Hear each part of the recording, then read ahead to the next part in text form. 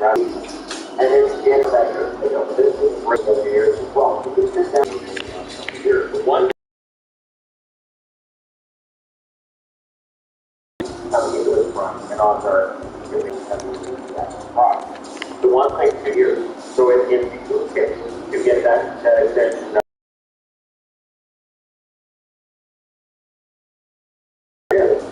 because his price might have dropped like this summer. We've seen that before. Now I want to talk about two contracts that everybody talks about what a steal they are, and one that we can look at.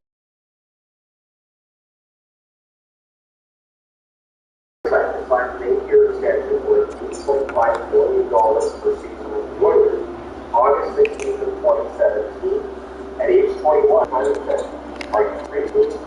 Are you crazy to have one good year?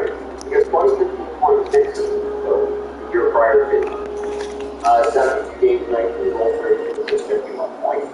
And then the year before he signed that contract, 18 games, 29 goals, 48 with 77 points. 27 points is good.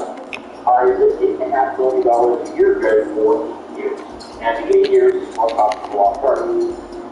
Now, with the beauty of hindsight, looking back, hindsight 2020, 5 years later, we can look at this contract and say, you know, $8.5 million, Untitled is a steal, because he has actually taken that he has to the next level. Nathan was given as well. I remember he signed a 7-year deal with $6.3 million per season until 2016. What's interesting is both of these contracts were immediately after entry level. Entry level contract again, and he started signing big long-term contracts. Now, McKinnon was only 20, close to 21 at the time, but he's coming off of what was honestly a prevalent season. 24, 2015, 14 goals, 24, 30 points. In 2015, 2016, he already signed that contract, 70 games, 21 goals, 31, 52 points. We can look back. He did break through 2016, 2017 after he signed that contract. When he did 20 goals.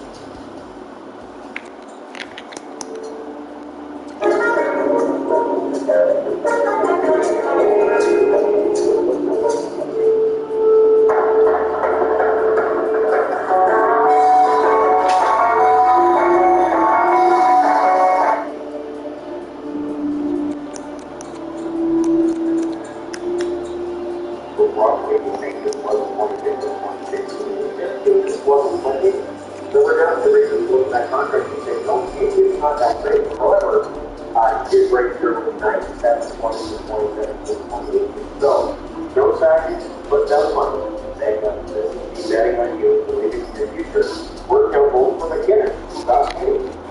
And then work for the Avs, who now have an absolute steal on the roster, and work that contract out to the roster. And I would and what McKinnon's going to make the Braves decide what they offer Caddy, right? You don't want to give Caddy a contract for extension, and they take them home on country. We're making it so that, okay, we kept Caddy, now we're going to keep McKinnon, so we have to look at somebody else. This is the dance you do with the salary cap. And I get a kick out of it because the good GMs are able to make it work. And you know, the really, really smart GMs figure out the way around this. And I still think with Cadry, the fact he hasn't found the helping problem with that all wrong. And then there's the Eric Carlson deal. Eric Carlson deal, we can all look back on and say, oh, it's terrible, awful, absolutely awful. Now, signs an 8-year deal for $11.5 billion as the cap hit for that 8 years from age 17 to age 29. Now, it's not a contract to be liked in the beginning. I remember that signing, I remember that video, and I remember kind of being baffled that San Jose was around, because I didn't think that the Carlson-Burns experiment had been particularly successful that year. So, if you look at the 4 years leading up to the contract, you can understand what Doug Wilson is thinking. 2015-2016, Eric Carlson, 16 goals, 15 assists, 2016-2017, 77 games played, and he had 17 goals, 54, 6, 71 points. And 2017-2018, the disastrous season for Ottawa, for Eric Carlson for all of it. That was when often stuff was going on too. 7 point games, 9 goals, 53 assists, 63 points. And then in his first year as San Jose after the trade, he only played 53 games, 3 goals, 42 assists, 45 points. Now, he had a down year that first year at San Jose, which is part of the reason why it was such a surprise that they decided to keep him around for another 8 years. But again, the plan was simple. He should get back to it. 29 years of age, defenseman, and play well into the mid-30s. He can get back to it. Doug Wilson, having been an NHL level defenseman, would know that defensemen bounce back all the time. So he was betting on, and it really is always a form of gambling when you get into these kinds of contracts. In gambling that, Carlson could get back to being who he was in 2015, 2016. That all the wear and tear has gone through, is he okay? Because they could get it back to being that almost a point per game producer. It's not like he was that far off from a point per game. The alarming number being the 3 goals. And the 3 goals was, I remember doing videos then about how he was just, he had no luck. It wasn't that he wasn't taking shots, it wasn't he wasn't there. He got no luck on that. So that's what San Jose was thinking as well. Would have been, hey, you only have 3 goals, top line for you. So it is always at the time, as was the case when Draisaitl signed that massive extension. McKinnon didn't age well that first year, but then it suddenly became a fantastic golden standard of the contract following. And for Carlson, right at the peak, it looked like an interesting gamble that, again, I could understand why they were doing it, but if San Jose had let him go to market instead, he still would have got that money. There's still a general manager somewhere who would have given him $10 million a year based on who he is and his resume, and based on the kind of offense he can put up on the blue line. And Carlson was no slouch defensively. He does when he's at the top of the field. And I say that like he's not still a premier offensive defenseman, which he is. But again, that contract at $11.5 million makes it awesome. If Carlson was getting, I would say he's getting $7 million a year. I don't think he hears nearly as much about it, but $11.5. It's going to cause people to stop what people do in the So, there you go. We'll see what these guys get, and we'll see for how long. I would think if that gets.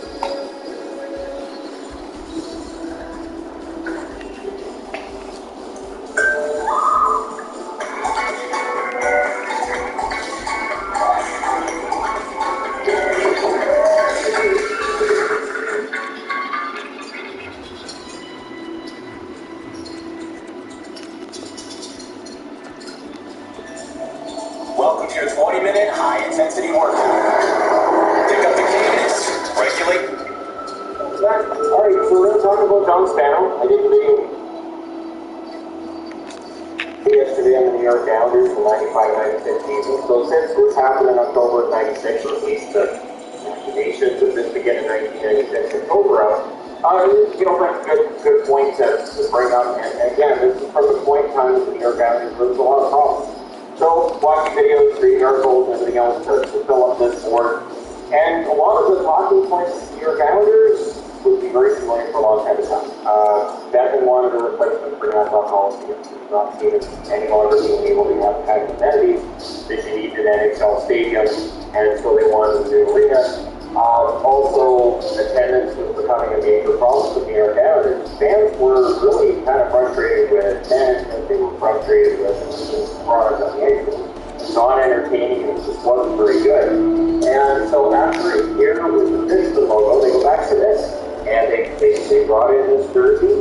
I believe the Fisherman stayed as the third for the 1 year, I believe. I don't mind these are kind of nice. I'd like to see us go back to this. I kind of like it. But hey, this is a team that's ownership history and has been so varied. So Roy Moe was the original owner, then John Pickett takes over. And John Spano, and that's what we're talking about today, boys and girls. Now after Spano, you have Howard Nolan and Steve Rutherford. But Pickett had to take over again after Spano and going for it. And then of course you have Charles Long here as the third officer with Scott Baker Clark, and then Charles Long as the owner after that.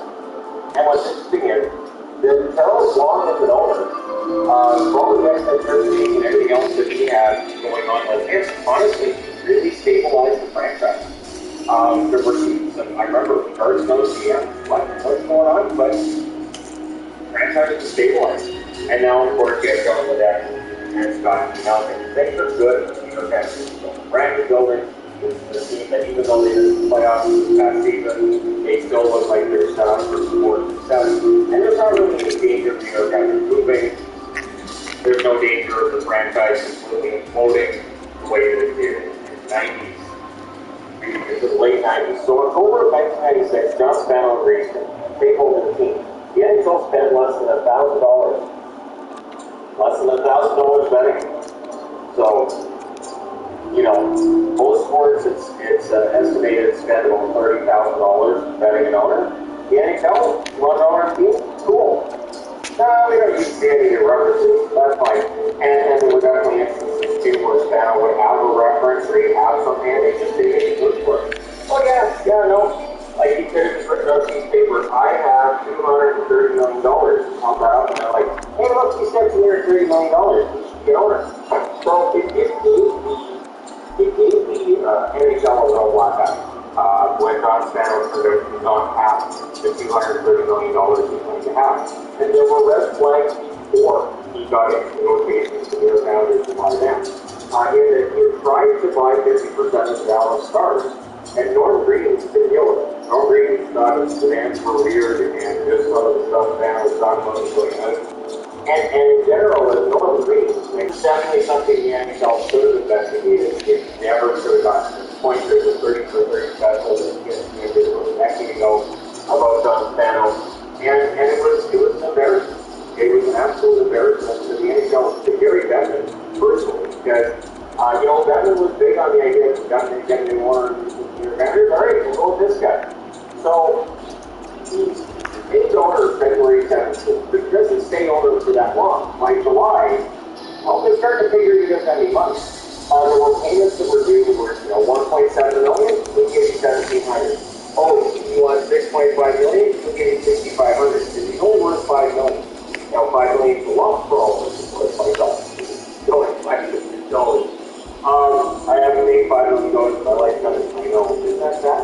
But anyways, yeah, claimed to be worth $230 million. It's actually worth $5 million. He claimed to have this big company worth a lot of money, and it's not. And he claimed to have a bunch of staff, and he didn't. It was something that was figured out by people along the way. Danny Kaufman, when he was finally the president, figured out something was wrong, that he didn't seem to have the number of staff that you would think that a guy worth $230 million with a big company would have. The interesting part too, he's planning to make Kaufman the president because his owner has integrity. He's making decisions. He's getting the final call on all kinds of decisions. Even he's been saying that in free agency that summer, he plans that he's going to go get free agents. He was big on the draft too, and making sure they got as many draft picks as possible. He was honestly saying the things that Islander fans wanted to hear. He was willing to spend money for a team that was not spending money for them. And so, yeah, things looked good until July of 1997, early July, when you get into the Board of Governors meeting, he's not there. So suddenly you've got John Pickett there instead. Well, Pickett sold. So immediately it's like, well, wait a minute. Why did he do that? Well, July 11th, the team is getting back to Pickett. So there's paperwork that hands the team back to Pickett. The guy who actually has money was still on the national hospital. The agreement to that was not to sue, not Spano. So the agreement not.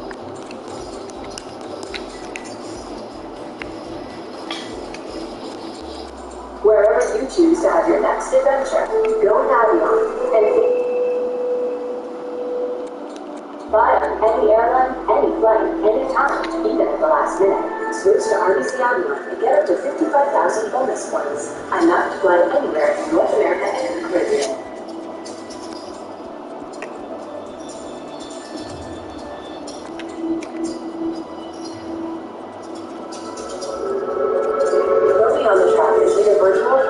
Tour of the N-Storm Factory.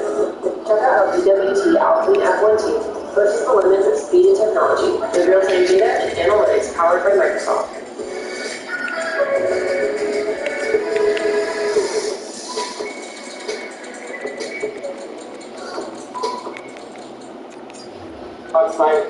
to John Spano is an odd one because in the end, Spano owes the money to the New York Islanders at the end of having to pay that year to pay or not. I mean, when you sue, you might get, yeah, you're you got $5 million for this.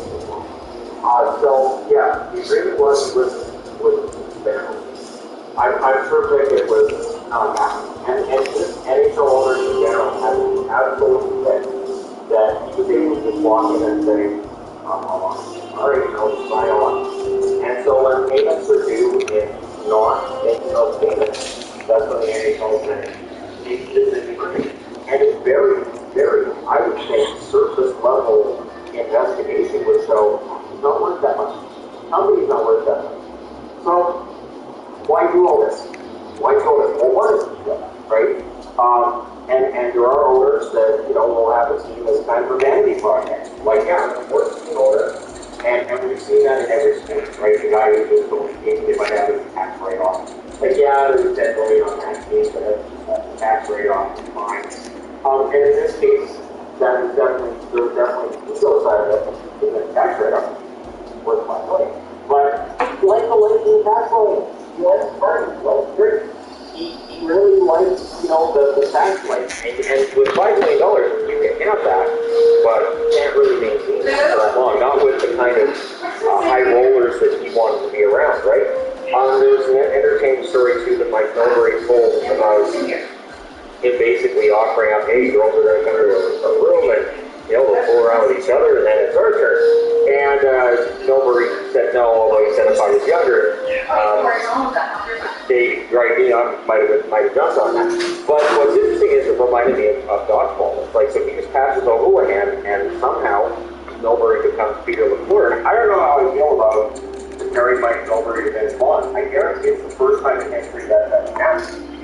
So yeah, that's it. So, and it shows it's about the lifestyle. It's about party. It's about control too, right? Like, okay, I'm gonna do this guy here. Like, he went to Milbury and made Milbury drop the coaching gig, and if that's the right call, that's whatever. So there's definitely the I want it boss side of things for John Spano. Now eventually it all catches up to him. On January 28th of 2000, he was sentenced to 7 to 1 months in prison, and he had to pay $11.9 million to the Islanders, $2,000 feels like apparently. So this is a guy who was scamming and not scamming particularly well. He got caught. The scams are there, the lies, all of it is there. And what to do? Well, 7 years ago, in 2017 to 2015, he was sentenced to 10 years in prison for 44 counts of forgery. The forgery wasn't for a large amount of money, but it's based on the fact he'd already been in prison for this kind of stuff. So they kind of took a look at it. Where, most people, if this was their first time being sentenced, it's like a couple years before, but they threw the look at it and put it on 15 years. And as a result of this, as a result of the black eye the NHL has, now they got an owner. Crazy idea, right? It's insane. This is like, imagine a hockey player. Imagine that your team has a new goalie that night, and he allows goals on the first 8 shots. You ever heard the goalie and coach goes, I don't know if he's in the parking lot, and he's a really good goaltender. It's just ridiculous. As a player, or as an owner, I should say, coming in and saying, I got this money. Goalie's verifying. Goalie, I didn't look at his bank account. I didn't just go, can I see your bank account? No. Can we go talk to somebody from your company? Also no. Oh, checks out. So, yeah, spending less than $1,000 in vetting this guy costs the NHL so much. So hopefully they're up around that $30,000 mark now for vetting new owners.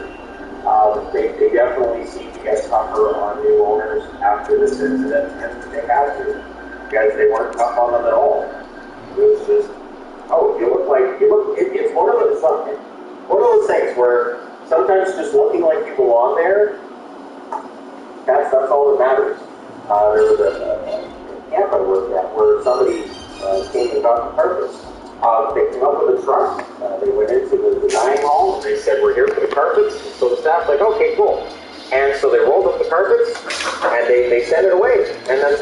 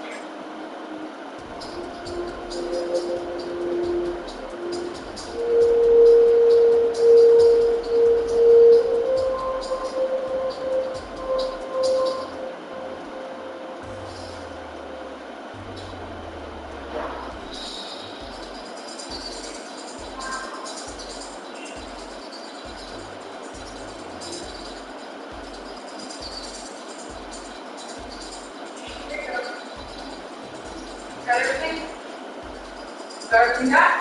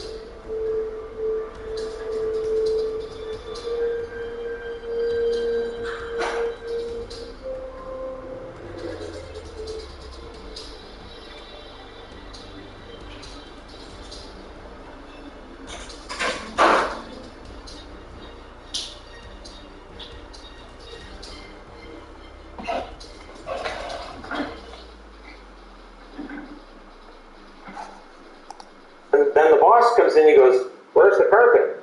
The guys came and got it." "What guys?" "We're not getting rid of the carpet. God, they never got it back." And that's all it is. You win, you look like you belong there, and I can't prove that John Spano stole the carpet. John Spano totally stole that carpet. That would have been 90. Yeah, so he would have been practicing. It would have been, all right, I'm going to steal this carpet first, and then I'm going to try to buy the Dallas Stars. Okay, that's what we're going to do. And he had an interest in the Florida Panthers as well. So Spano was determined to become part of the ownership in the NHL. It might have sped up him being sentenced and thrown in jail in 2000s, and then you're on everybody's radar, right?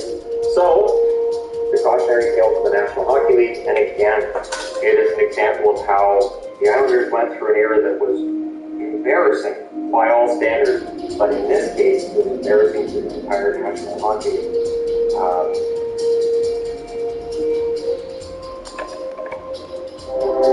Where your shipping address types itself.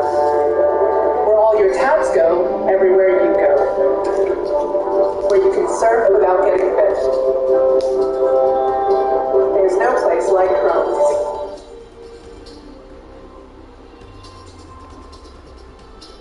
Ready to make savings a habit?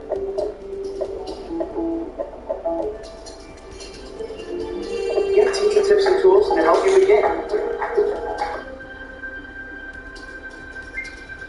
Welcome back. Alright, so today, for the team history videos, today we're going to talk about the St. Louis Blues. The St. Louis Blues, of course, winners of the Stanley Cup in 2019, which ended a long, long wait for that first Stanley Cup.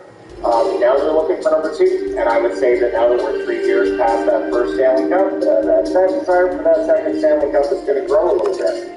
What's interesting too is there has been a change in the top 10 scorers in the team's history since the last time I did this video. Fedorko's still number 1. He's going to be number 1 for a long time. 927 games played, 352 goals, 721 assists, 1,073 points. So for Fedorko, 744 games played, 527 goals, 409 assists, 936 points. And it's a shame he didn't stay in St. Louis longer. Probably should have been number 1 on the scoring list, but there you go. Brian Sutter is number 3, 779 games played, 303 goals, 333 assists, 636 points.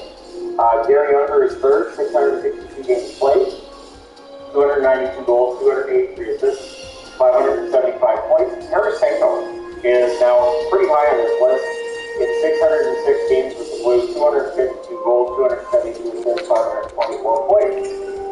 Lions apparently still have a active trade request should it come to pass. He has 1 year left on his contract, so we'll see whether or not he gets the necessary 51 points to pass under and move into fourth on the all-time list in St. Louis Blues from scoring. Alexander Steen, 765 games played, 195 goals, 301 assists, 496 points. Pavel Dimitrov, 494 games played, 204 goals, 289 assists, 493 points. Almost exactly a point per game for Dimitrov. David Perron, who now is with Detroit, 673 games played, 196 goals, 269 assists, 465 points. All-time with St. Louis, and again, you expect probably stay in St. Louis, and then he would have risen up past both Dimitra and Steve this year, but David Backes, 727 games played, 206 goals, 254 assists, 460 points, which makes Al McInnes number 10 on the list, 613 games, 227 goals, 325 assists, 450 points. The wins leaders have not changed. Binnington is close to passing Brian Elliott, but he hasn't yet. So Liu, 151 wins, is still the all-time lead amongst the goaltenders. Jake Allen, 148. Curtis Joseph, 137. Grant Keir had 108 wins for St. Louis. And Brian Elliott, 104. So like I said, that should change. That list should change this year. Binnington may very well pass both Elliott and Keir this year. The retired numbers list is a long one. McInnes, number 2 is retired. Gassoff, number 3 is retired. Number 5 for Bob Plager and number 8 for Barclay Plager are both retired. Number 11 for Brian Sutter. Number 16 for Brett Hull. Bobby Hull. Didn't retire Bobby Hull's number in St. Louis. Played with him. Federico, number 24, and Chris Pronger, number 44, have been retired by the St. Louis Blues. Might I suggest as well that Perron's and Tarasenko's numbers may eventually be retired too. And if they win a second Stanley Cup with Binnington in that would automatically make Binnington's number eligible for retirement. So playoffs since 2000. They've been in the playoffs a lot. In the year 2000, they lost in the first round in 7 against the San Jose Sharks. 2001, they lost in the conference final against Colorado in 5. That was a really well-built team, that 2001 St. Louis Blues team too. They had a lot of really good teams. They were willing to spend money when other teams weren't, but they spent their money pretty smartly too. 2002, they lost in the second round against Detroit in 5. So they were against, Colorado Stanley Cup winner, Detroit Stanley Cup winner. They were right there. 2003, they lost in the first round 4-3 against Vancouver. They'd actually led that series 3-1. Vancouver won 3 in a row, and then Vancouver returned the favor to Minnesota, where they had a 3-1 series lead in the Wild. Actually, they got to win that one. Different time. 2004, in the first round, they lost against San Jose in 5, and then they struggled. They didn't make the playoffs again until 2009, where they lost in the first round in 4 straight against Vancouver Canucks. Then they missed the playoffs a couple more years. 2012, they get back in. They lost in the second round against the Kings in 4 straight. No shame in that. The Kings were a machine that year. The Quinn was a machine that year. 2013, they lost in the first round against LA in 6. 2014, again in the first round in 6 against Chicago. 2015, they lost in the first round against Minnesota in 6. So 3 years in a row, they couldn't get out of the first round. 6 out of 7 playoff appearances, they couldn't get out of the first round. But that would change. 2016, they get all the way to the conference final before losing against San Jose in 6. San Jose's name shows up 3 times on this board, so not great luck against the Sharks. 2017, they lost in the second round against Nashville in 6. Of course, that was Pekarine's year, right? 2019, after a year outside the playoffs, where it came to that last game with Colorado on the road. 2019, they get the revenge by winning the Stanley Cup. 2020, they lost in the first round against Vancouver in 6. Vancouver, oddly enough, never lost against St. Louis in the playoffs. 2021, they lost in the first round against Colorado at 4 straight. And of course, this year they lost in 6 games in the second round against Colorado. So the Avalanche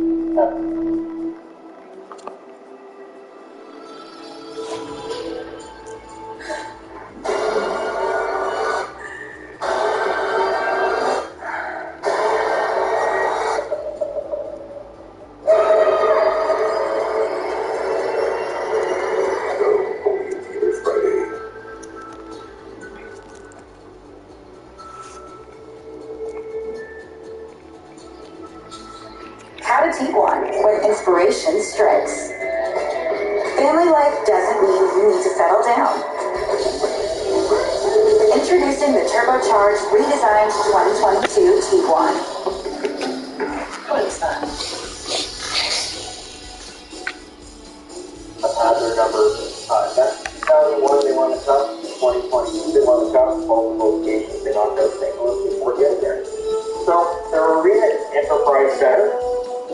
They've had 26 coaches in the history of the team. Their first coach was Scotty Bowman. He had a record of 110, 83, and 45. And he led them to the Stanley Cup Final. Now, there's an asterisk to those Stanley Cup Finals in sorts because this is when you had the original six, which is one division. And then you have the six expansion teams in their own division, so you're guaranteed to have an expansion team in the Stanley Cup Finals. After 3 years of that, the Chicago Blackhawks switched over, and that ended the run Stanley Cup Finals for the St. Louis Blues. However, that 2019 Cup, they saw that painful list. So their most recent coach, and current coach, of course, is Craig Berube. He has a record of 166 wins, 80 regulation losses, and 36 losses in overtime shootouts.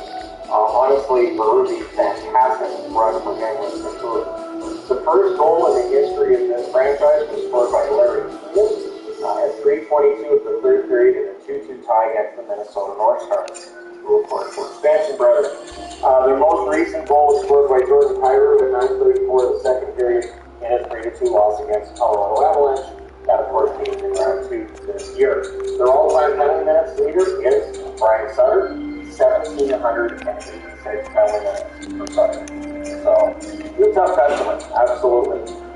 Season highs, in terms of goals, Brett Hull, 86 in 1991. At most, had 90 assists that same year, and Brett Hull finished the year with 131 points. So 1991 was the big year of Hull out, and that was the discussion all around the NHL. Sadly, that pairing did not last that long. Oates was finding himself outside of St. Louis, even though Brett Hull was willing to give up some of the donuts around. Their penalty minutes for the season, Bob Gassoff has the record for 306 in the 75-76 season. Tough defenseman, sadly passed at a young age in an accident, but one of the tougher defensemen in the league when he played, and glad to see his number got retired. Their wins leader in the season is Roman Turek with 42 and 1997. I think that record's pretty safe. The way the goaltenders are being deployed to St. Louis for the last less than a decade, I don't think anybody's going to get 43 or 42 wins, so I think Turek's record stays intact for a while. Then you get into the draft pick category of things. Their best draft pick, Speed, 1982, drafting 134th. They drafted Gilmore, that's pretty good, 134th. And then 134th again, 2 years later, they drafted LeBron. So this, of course, was in a decade where they decided to not draft 1 year. It was a mess. The early 80s for the Blues was the highs and the lows of the when they almost became the Saskatoon in camp. There's a video on the channel called that. Number 109 in 1978 was Paul McLean. Number 198 in 1988 was Brett Hennigan, who had a very good career. Number 159 in 1987 was Edie Bear, who would be lost in the expansion draft to the Anaheim Ducks. And of course, he was still, Ducks broadcaster, very well known around the hockey community. Number 88 to 2011 was Jordan Binnington. The takeaway here, too, isn't just that Binnington was an 88th overall draft pick. He was drafted in 2011. It's easy to look at the fact that he came into the league and really established himself in 2018, 2019, and think of him as a relatively young goaltender. But being drafted 11 years ago, he's not as young as people might think. And I think some people won't be aware of this. I would imagine he's quite aware of it. So first round draft picks have played less than 100 games. And I see people say, well, there's other busts. This isn't about measuring busts. This is just first round picks that didn't play 100 games in the NHL. And anybody drafted recently, I'm not going to have on the board. Clint Costin, I almost put up, and I thought, Clint Costin could still reach 100 games. So, 1977 drafting 9th overall, Scott Campbell ended up playing 80 games in the NHL. Interestingly enough, the draft picks all before that, any first rounder played more than 100 games. And this is during an era where the draft was nowhere near as important, it was nowhere near as revered as it is now. So, the fact that they were pretty good at getting hits on the draft table, I think was pretty good at a time when plenty of teams just didn't care about the draft. The number 20 pick in 1981 was Marty Ruff. He played no games in the NHL. Number 12 in 1987 was Keith Osborne. He played 16 games in the National Hockey League. Number 30 in 2003 was John Bell, who played 20 games in the National Hockey League. Number 17 in 2004 was Merrick Schwartz. He would play a grand total of 6 games in the National Hockey League. And number 25 in 2012 was Jordan Schmaltz, who played 42 games. So they had Jason Schwartz, Jordan Schmaltz, and Merrick Schwartz, just to keep everybody confused and make you wonder, what are the differences in the draft? But yeah, Jordan Schmaltz played 42 games in the NHL, and as I said, there are others, but they're more recent draft picks, and there's no chance they hit that 100 game mark. Really, for the St. Louis Blues, the 2019 Stanley Cup run, was fantastic. We'll see whether or not they're able to cobble things together and go on and run soon. But they're a dangerous team. They showed that against Colorado this year, and I think they're full value for that. There you go. Pretty simple, pretty basic. Overview of the St. Louis Blues, and from where I did this 3 years ago until now.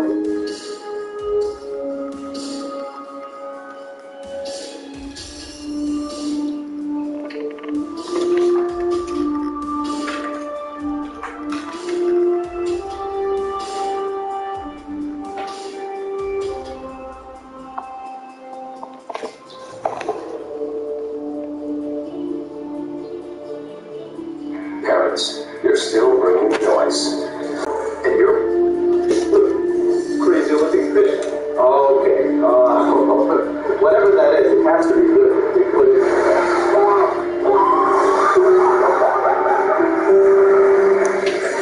See, it's these tiny little heart attacks that make the game fun. Strike me, you man!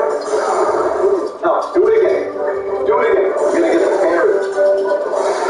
This is actually unparryable Ulrich. He's one of the lesser-known blood-borne characters.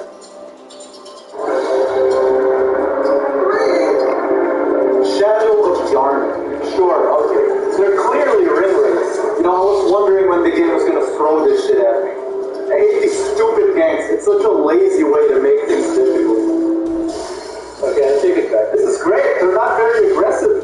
The Shadow of Yarn. Okay, one more to go. What's that, a second page?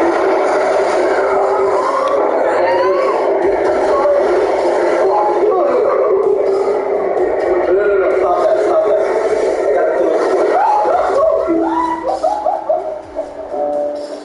to see, it's these tiny little panic attacks that makes the game. I think the snake phase gets triggered when there's one of them left. So if I can kill 2 in quick succession, I might be able to avoid it.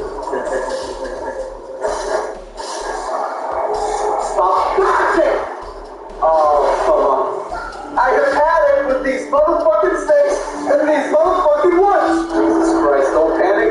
Don't panic, do not panic.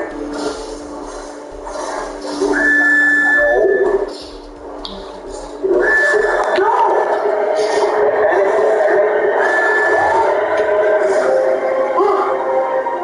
Fuck yeah! Keep going. Second try, easy game. From what I've played so far, I think Sekiro is still the hardest From software. That shit is brutal. Sword Saint Isshin? Fuck that guy. Took me 2 days to get something here. It's a nitrous. Sounds like a nasal infection to me. Oh, it's cool. What is that, boss? The first victim of the nitrous. Oh shit. He has one too. I can't even hit it. It's so tall. Keep 7 apart, please. I beat the Shadow of Yarn.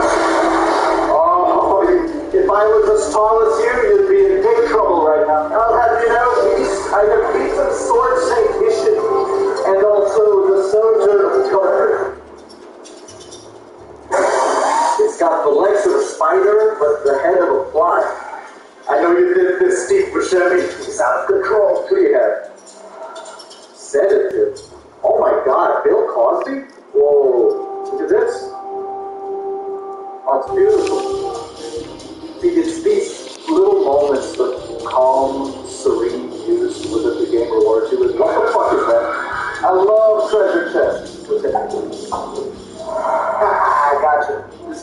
sponsored by NordVPN. I will use the ad money to order some takeout. I'm thinking pennies. Over many moons, I have talked many a time about NordVPN. I don't know where I'm going with it. So many restrictions these days with modern gaming. Recently, I found out Halo Infinite started region locking their servers. Siege and For Honor have been doing it for years. Sometimes I'm straight up not allowed to make certain purchases because of my location. But not with my trusty VPN. Nord gets rid of all that red tape with the added, very important benefit of online security. It hides your IP and protects your data while you're online. And it's fast. You don't lose any download or upload speed while you're connected. Let me show you how to use it. It's very easy. You just pick the server you want to connect to. Usually for me it's the US. You click on it, and that's it. It's one click. If you're interested, just click my link in the description to use Nord's exclusive deal where there's a 30-day money back guarantee, so you can try it out with peace of mind. Anyway, back to the video. Who are you, by the way? Why Peter of Spider-Man is in your pics? Peter of Spider-Man? This is insane, man. My thumbnails have shattered his mind, poor kid. Hello? He's spitting straight facts. What is this thing? I come in peace!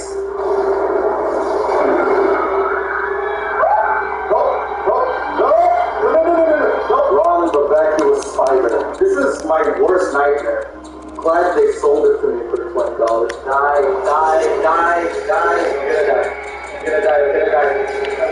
The hairs on my arm are standing. This is just nasty.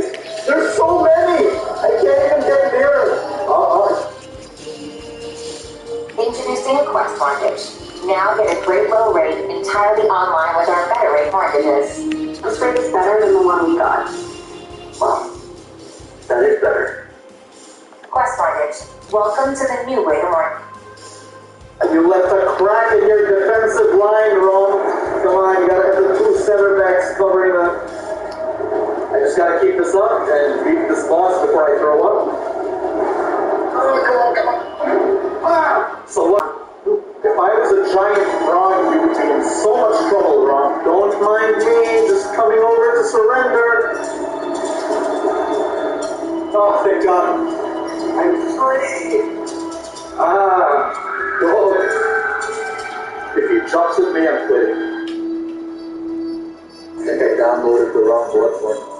Ladies and gentlemen, did you know that the gatekeepers of the Soulsborne community have gone so far off the deep end that they are now doing it to other Soulsborne games? Elden Ring is the annoying rich kid buying his way to Cool Guys Club. I hate Elden Bros. Cool Guys Club. My brother in Christ, get some bitches. They gatekeep because they want to feel special about beating a Souls game, right? But so many people have beaten Souls games. Like, I'm breezing through this right now.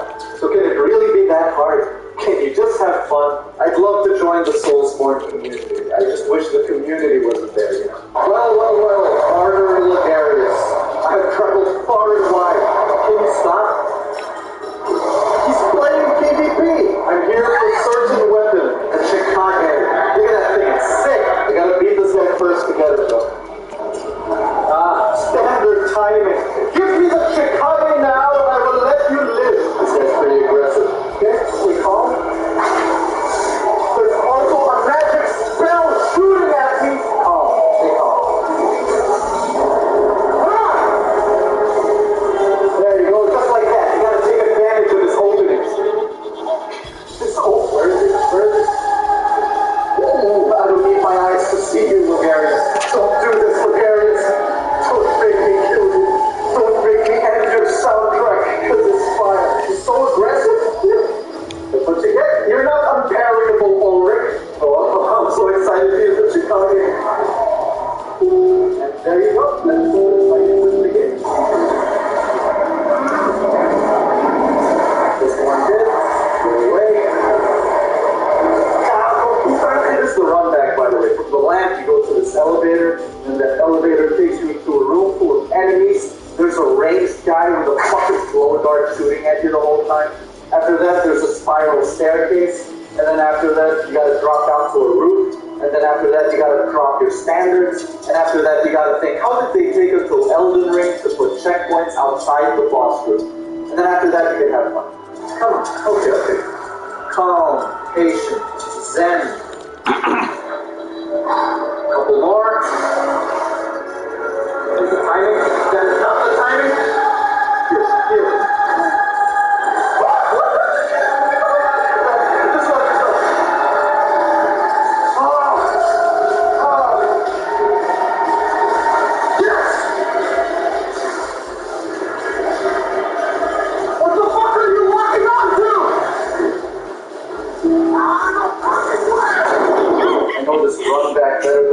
house right now.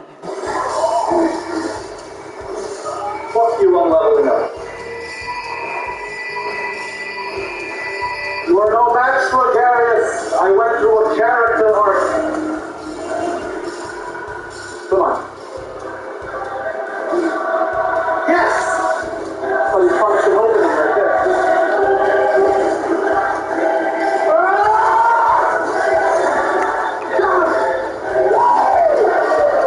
23rd try, easy game. I am Emily, Queen of Castlevania. You're looking for a husband? Okay. There it is! The Chikage, an elegant weapon from a more civilized rivers of blood. It looks so cool. Whoa, that's so stylish.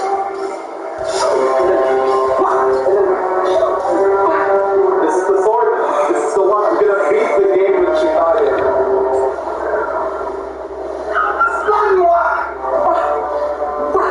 No one even think about telling me there's better weapons than this, because I will choose to ignore you. Okay. Stay back, demon! I have the Chikage. Yeah, you're right. Sorry. Let me get a closer look with my monocle. Oh dear, looks like the Overwatch players are out and about again. So, Where your shipping address, types of stuff. Where all your tabs go, everywhere you go. Where you can surf without getting fish. There's no place like Chrome.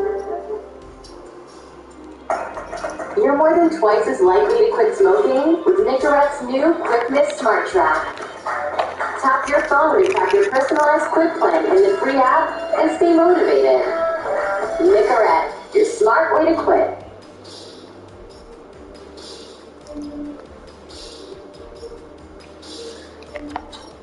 fuck?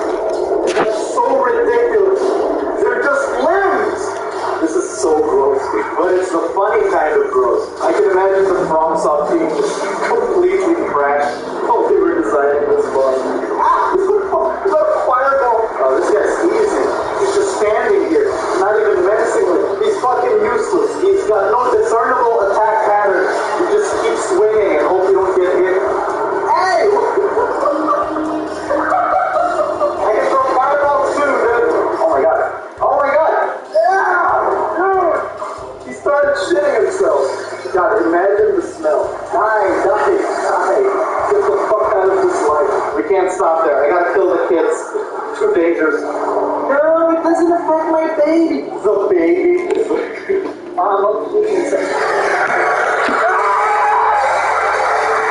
Wait, what's this? It's fired.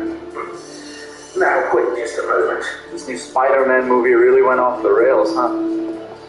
This way to witness a miracle. I would love to see a miracle. Wow! I want to turn it into a sword! Amygdala. I can't wait for the next boss, hypothalamus. Thank you. Am I doing these levels in the wrong order? This was easy. I'm having fun the wrong way. It's terrible. You're next, Embritus, daughter of the Cosmos. I regret to inform you I must clasp your eldritch cheeks. Might have been over-leveled for this one too. Oh my god. I gotta do a new game plus. What is this? Inspect. Do nothing. Okay, cool. Text.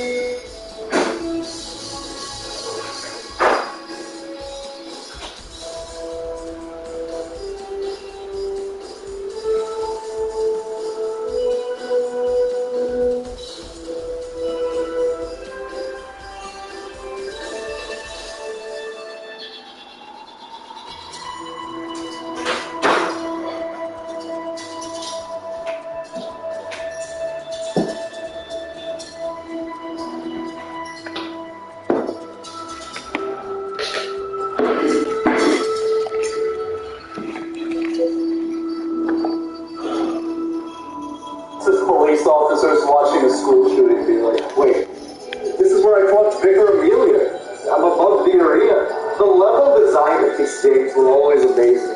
How do they do this? Care and effort? That sounds insane. Oh yeah, have you noticed? My outfit is basically my Elden bling. Right? So good. Oh, Ember Pearl down there. Okay. Okay. Come on. Do it.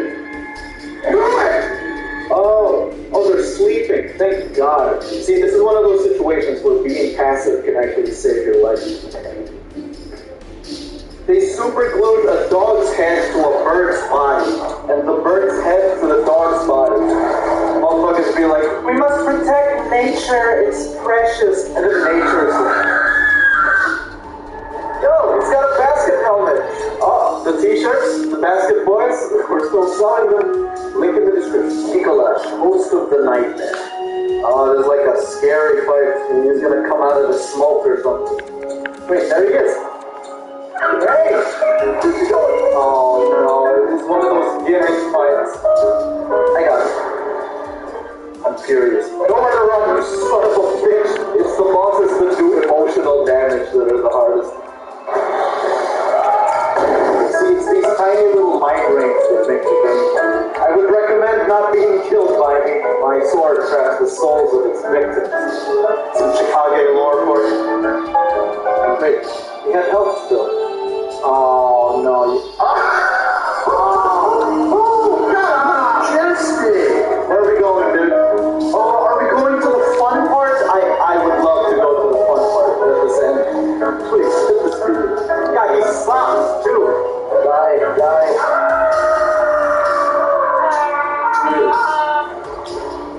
Ow! Fuck that sprite. Getting flashbanged by the moon. Hit me. No. I'll get the parry. Hit me. Got it. Because I played a lot of Sekiro. Ow! Stop it! Hi? What are we looking at? Up there? You need help with something? You want me to go up there? Fuck you, bitch. Never gonna help an NPC ever again. This boss looks amazing. God. Virgo's wet nurse. This is the Chicago. Fear. I'm sorry, I cannot get over this boss design. It's so sick. Just like Nazgul on crack. 4 arms, sword in each hand, like General Grievous. Vigor check. Even gods can be vigor checked. Wet nurse. Half health already. Second phase. Yeah. Whoa! Oh, shit! I'm sorry. What am I supposed to do?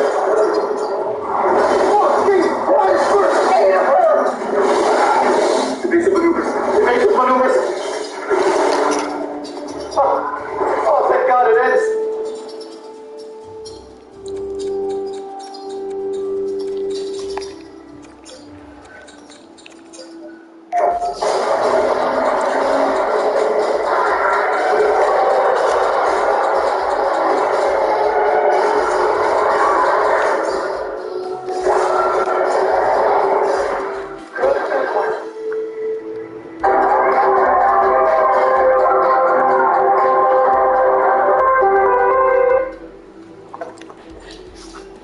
I would like to apply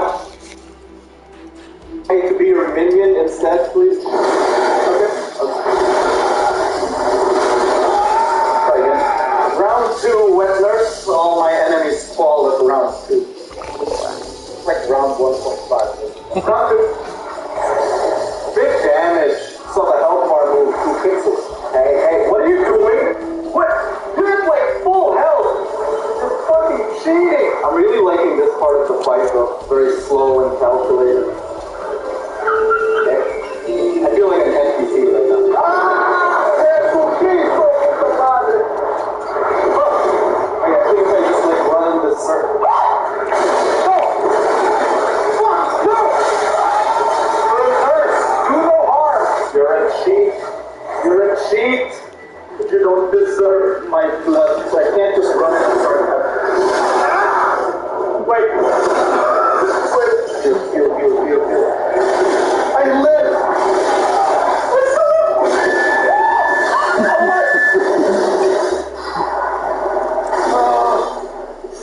Almost.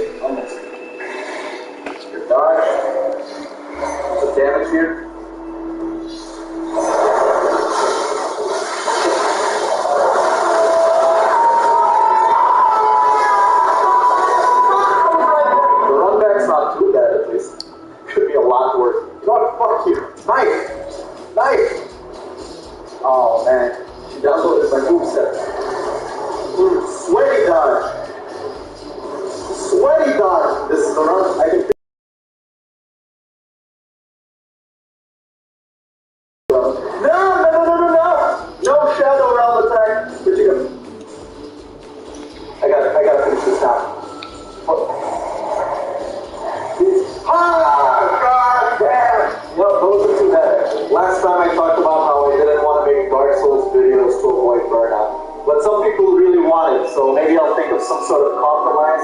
Maybe one video per game scattered throughout the next year. I don't know.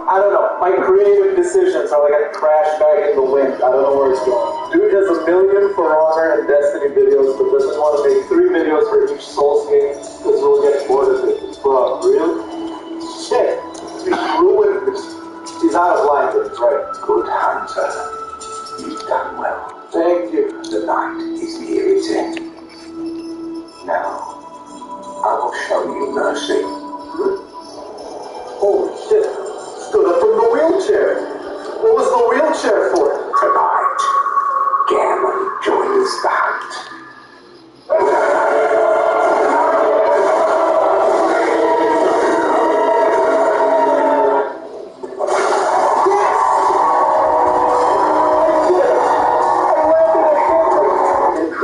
Soft fashion, the friendly NPC has become the final boss. This definitely inspired Sword Saint Edition. Even the arena, I'm getting the same vibes from it. Got it. How's that not a parry? What's he doing? Oh, second phase. The opening! I'm going in. I've been accepting my debts for 5 hours. He's very quick, but the tortoise always prevails. I've wasted 30 bullets. What is... Get the first phase! Stop! Everyone stop praying for Grandpa. Become too powerful. 1 bullet to the green. Yes! Bloodhound's dead. Oh, sure, if he does it, it's an iconic fight. If I do it, I'm banned from the tournament. Presentation is the key. Me in creative mode. That thing looks sick. What cool. Can I turn it into a sword? Moon presence. I couldn't have guessed that I'd be fighting the fucking moon. He killed me already. I got comboed by the moon. This was nice of them. It's straight to the moon presence fight. I don't have to fight Gammon again. Could be worse. Could be a lot worse. I mean, he looks cool, but he's terrible. He's got a 3-hit combo, so you know. Oh, you're eating this Chicago, poor bastard. Okay, so hardest boss. It's either Martyr Garius or Margot's Wet Nurse. They're really where I struggle. Oh man, just bullying the moon. Okay, buddy. There you go. Let's just end this ass beat. Nightmare Slain. I've done it! Holy shit, 276,000! I'm rich! You're cool. Me and my girlfriend in real life. She is way out of my league. I don't know how I did it. Oh, good hunter. What? Oh, it's over. Yeah! I beat the game! And I'm a squid now? That was so good though. The combat mechanics of the boss design are absolutely S-tier. Elden Ring was harder though. Okay, wow, the game just body slams you straight into New Game Plus. Please, I don't need New Game Plus. I beat everything, every boss. With ease, I might add. Daringly. Okay, so I missed a couple NPC quest lines. Oh yeah, Alfred, I forgot he had this lady. Oh, and there's more chalice dungeons, like deeper ones. Apparently there's a hidden boss down there. Oh, and the DLC, of course. I heard the bosses there were really hard. Well, I beat Bloodborne, but also I didn't. Like the video, or else the moon will fight me.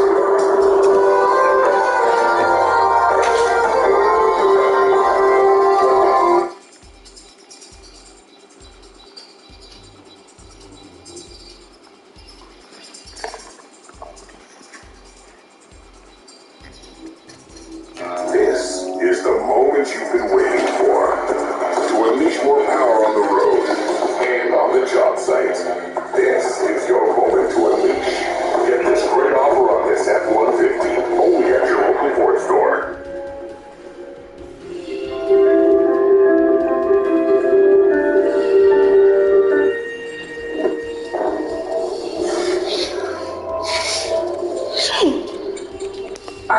Michael Tracos, man. Always coming in here with articles that are stirring up the hockey world. This one was published on July 14th, 2022, and the title of the article kind of goes over all you need to know. Here's what Michael Tracos wrote about on the Toronto Sun. Could Austin Matthews pull a quote-unquote Gaudreau and walk away from the Maple Leafs in a couple of years? Now, this article got the entire hockey world talking. Everybody was talking about, okay, Tracos, man, what are you doing? Why are you writing about this? Yada, yada, yada. But you know what? It is in the Toronto Sun, and this article was published in various local news outlets. So I was like, yeah, okay, that's a video topic. Let's go over this piece, go over what it is Tracos is writing about here, and talk about the possibility of Austin Matthews going to any team in California or even Arizona, pretty much just a team that is not Toronto.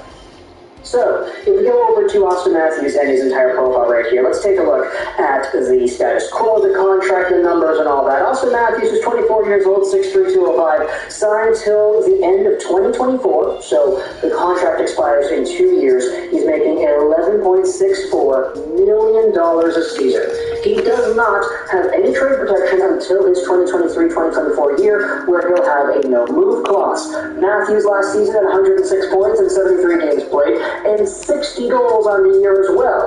He scored 50 goals in the span of his own personal 50 games, and he's been one of the most incredible goal scorers ever since stepping into the NHL in 2016-17, with multiple 40-goal seasons. Every single season he's played, he's had over 30 goals, and of course the 60-goal campaign this year caps it all off. But with Austin Matthews being the best Toronto Maple Leafs goal scorer ever, and arguably the best pure Leaf, just period there is somewhat of a sentiment that says, hey, if this guy decides to go to Johnny Gaudreau route, that would be absolutely catastrophic for the Maple Leafs. Michael Tracos writes, in the aftermath of Johnny Gaudreau leaving Calgary for less money to be kinda, sorta, closer to home in nearby Columbus, all eyes will now turn to restricted free agent Matthew Tkachuk and what this means for his future with the Flames. It talks about Matthew and the situation, and it highlights a few other notable names in the NHL, like Claude Giroux, for example, going over to Ottawa. It talks about how when John Tavares was about the same age as Johnny Gaudreau, he went home, leaving the New York Islanders to go to the Toronto Maple Leafs, and then it brings up the idea that for the Maple Leafs, it's yet a reminder of the doomsday scenario that could be awaiting them in 2024. That's when Austin Matthews becomes a UFA. And if you don't think the Arizona native would ever leave Toronto, much less leave a team as good as the Maple Leafs for a chance to play for his hometown Coyotes, where he would go from being a national star to a closely guarded secret, keep in mind, there are plenty of other NHL cities that are close to the desert. After all, Gaudreau picked a city that is 2 states over and an 8-hour drive from his hometown of Salem, New Jersey, depending on the traffic that's even further than LA is for Matthew's summer home in Scottsdale, Arizona. Okay, now before we proceed further, we did highlight this in the previous Gaudreau video that flights from Columbus over to Salem, New Jersey, Philadelphia, that area, it's a lot quicker and it's probably a lot more straightforward than going over from Calgary, plus the fact that if he's in Columbus and he's playing Eastern Conference games, he's going to be in New York, New Jersey, the Islanders territory, Flyers town, all the way a ton. So he's going to be closer to home by being in Columbus. If it's not LA, there's always Anaheim or San Jose or even Vegas. And, oh man, okay, Tracos, man. Michael Tracos, writing this article, really wanted to start a storm, didn't he? And I guess that's kind of what he did. He then goes over all the hypothetical situations, and yeah, in 2024, could the Coyotes have Connor Bedard, and they would actually have a better team that would make it more enticing for a player like Austin to go to. In Anaheim, you have Zegras and Terry and Drysdale and McTavish, and they're going to be good too. And then in San Jose, maybe Matthews could get convinced by Marlowe and Thornton to head over there. And then the conversation about LA is revisited, saying, hey, Anze Kopitar's $10 million salary will be off the books in 2024, and if you have Brand Clark and Quinton Byfield and Tarkov, they could actually do pretty well, making it so that leaving Marner and Nylander won't be that bad. And now you think about it, and it's like, okay, look, this is just like franchise mode, hypothetical trade, be a GM mode, possibilities conversation going over here. It's all hypothetical, and it's just Tracos saying, hey, what if this happened? Let's make an article about what if. And I get it, I mean, it got clicks. I read the article, and I'm making a video about it now. And if you click on this video, then you got clicks for me too. So there you go, that's the media cycle going to work here. We just gotta make content that gets people talking. But at the end of the day, Austin Matthews to any of these teams is...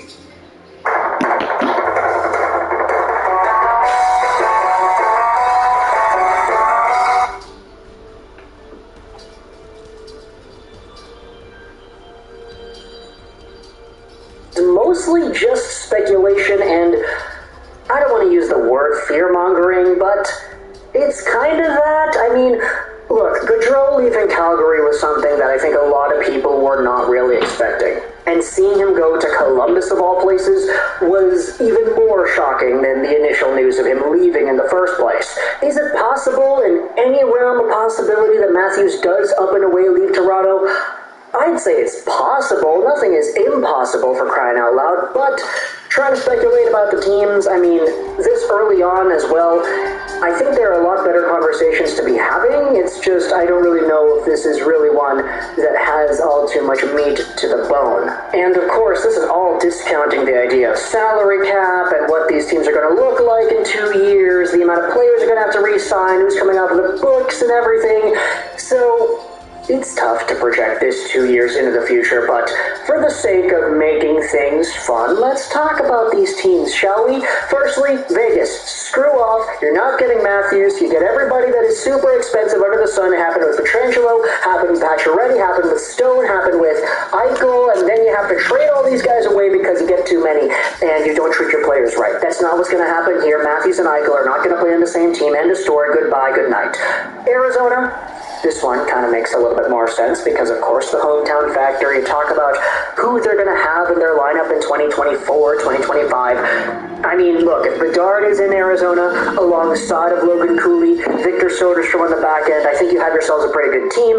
Plus the fact is that Arizona has so many draft picks every year and they get so many prospects. I think they're going to have a pretty good pitch when it comes to saying, hey, Matthews, you want to help build hockey here? You want to inspire the next kid who is in the stands watching the Ovechkin sliding on his back goal and be the guy who helps ignite that here? Come back home, play for us, and you can do that because you'll be a hometown hero here in Arizona. That makes sense to me. Of course, salary cap has to work, but I mean, as we said, it's Arizona, so they probably have a lot of players that they're going to have off the books anyway because they keep on taking on all these bad contracts just to get more extra picks. And then you have the other teams in LA, San Jose, and Anaheim as well that, I mean, look, Matthews with Zegras would be cool. Matthews with Quinton Byfield would be cool. Matthews with whoever the heck the Sharks have coming up next. Thomas Bordeleau, I guess you could say, is the next best thing, would be cool as well. But my gosh, please keep Austin Matthews out of the Pacific Division. I do not want to see that happen. If he goes to any team, please make it Arizona because that's a central team. So for me, as a Vancouver Canucks fan, I personally do not want to see Austin Matthews suiting up against the Vancouver Canucks more times than he has as a member of the Toronto Maple Leafs. So please and thank you, get him to Arizona and not any other team. But of course, this is all hypothetical, and this is all based off of the idea that he will not re-sign in Toronto. We'll see if Kyle Dubas has a plan in 2 years to keep Matthews around. Heck, we'll see if Kyle Dubas is even in Toronto in 2 years, because, look, if that guy makes a first-round exit once again, who really knows how much time he has left at the table there. But tell me in the comments your thoughts about Austin Matthews and this Michael Tracos article. The article will be linked in the description if you want to go ahead and read it, give it some ad views, Toronto Sun, etc., etc. I hope you enjoyed this video. Troll Slide 9, and bye.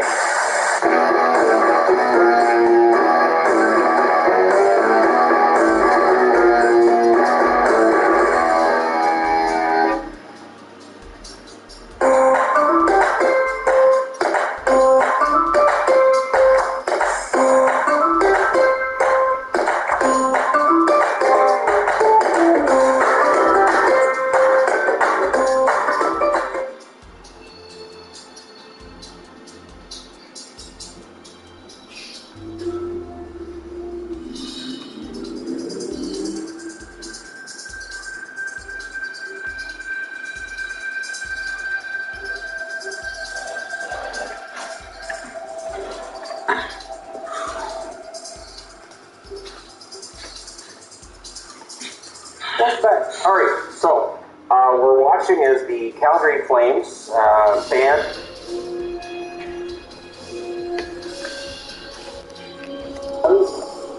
Not too happy with Johnny Gaudreau, and it's the best piece of orders. He's been captain of the National Hockey League.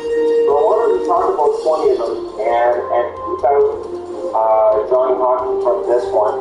You guys too, because I limited it to one per team. If there's one that you guys are, really interested in, you can put that in the comment section. If there's one that really entertained you, you can put that in the comment section as well. I'm pretty sure I can come up with another video of this, especially considering I limited myself to one for each team. So, there are various forms of playing management, including the playing ownership. In the case of Wayne Gretzky leading the Oilers, all the blame went to Peter Pocklington. There's a whole movie about that, basically. The trade of Wayne Gretzky, the nerve to move Wayne Gretzky, was considered egregious by Oilers fans at the time. And, yeah, I mean, they get it. We worked the salary cap era, and there was a lot of talk about Pocklington using money to got that trade in order to prop up his businesses. And so, yeah, it was just ugly all around. Gretzky going to California was great for the National Hockey League south of the border. It was great for hockey in California. I really believe that's why we've got 3 teams down there. Likely part of the reason why we ended up with the Mike Ducks movie, with the Northwest, Mike Ducks and Anaheim becoming an NHL team and all that fun stuff. But, I mean, if it was a different owner, Gretzky probably stayed in Edmonton. And if the Ducks had played their cards right, he would have ended up in Vancouver instead. That's a whole other video that I've already done. Gretzky was the best player in the league in its history. I still believe Gretzky's the best player in league history. I know there's a lot of debate, there's a lot of talk at first, but him leaving Edmonton was absolutely huge. Eric Lindros with the Philadelphia Flyers. Now, people might say, well, didn't he have that divorce with the Quebec Nordiques first? Yeah, he was signed or played with Quebec Nordiques first, which he had no willingness to do.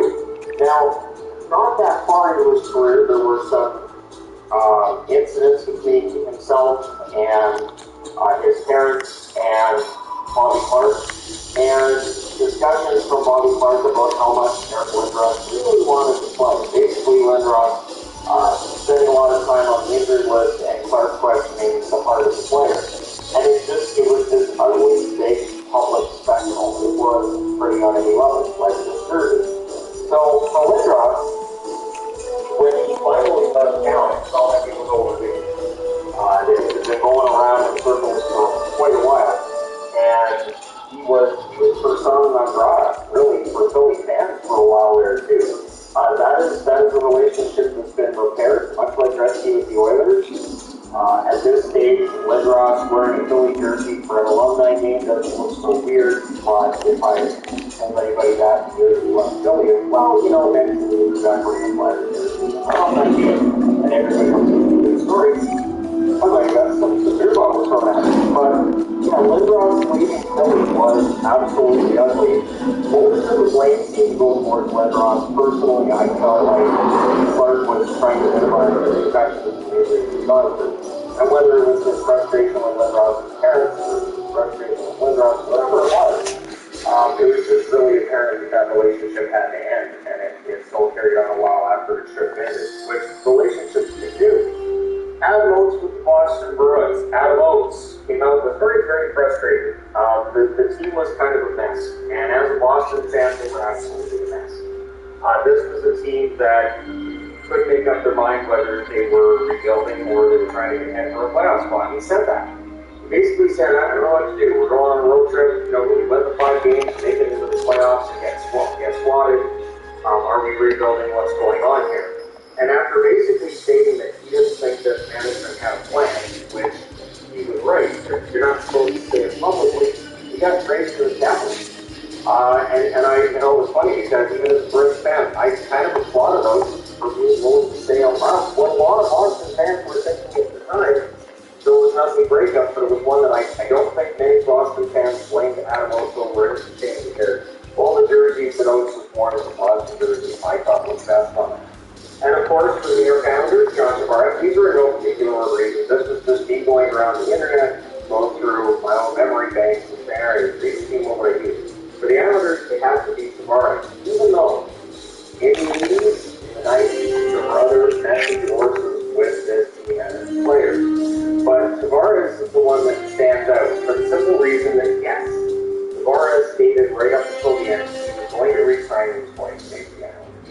They had built around him since they drafted him first overall in 2009. The plan seemed to be to continue building around him with him in mind, and he left. He went to Toronto, and then he talked about how, hey, I had Leaf blankets, and, I like Leafs, and I'm a big Leafs fan, and Leafs. To which I'm sure Lou Lamoriello and the Islanders were thinking, he could have told us that a while ago, but he didn't. And so I get why Tavares is still viewed as a villain by Islander fans, even though the Islanders had a couple runs to the conference final and should take the edge off of that. But yeah, for Tavares, it was a pretty ugly exit because of how it was handled by him, and I get that, and I would imagine that privately he would have said, yeah, I should have handled that differently. But in the moment, not every player handles everything exactly correct. Speaking of, that brings us to Montreal, Patrick Roy, and I was torn as to whether to go with Patrick Roy, who got traded, or Guy Lafleur, who just flat out retired. But I thought, you know what, we'll go with Patrick Roy, and then if I do another review of this, I can talk about Guy Lafleur and his exit. But Patrick Roy, it was public, it was in front of everybody, we were all watching that game. 99% sure that had to be on Hockey Night in Canada, because I remember watching that game.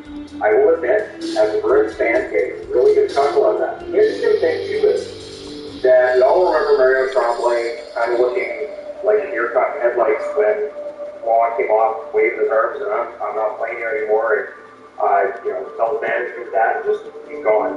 But the thing with that was that I remember media fans saying, Patrick Roy is the goaltender that he was when he won the Cup in 93. It might be time for Montreal to move on. There was definitely this thing with media fans that Patrick Roy just wasn't very good anymore. And so he got traded to Colorado, won a couple of Stanley Cups in Colorado, and poor Jocelyn Thibault had to try to jump in, and he's no Patrick Roy. Jocelyn Thibault was a good goaltender. I love Jocelyn Thibault, but he was not Patrick Roy.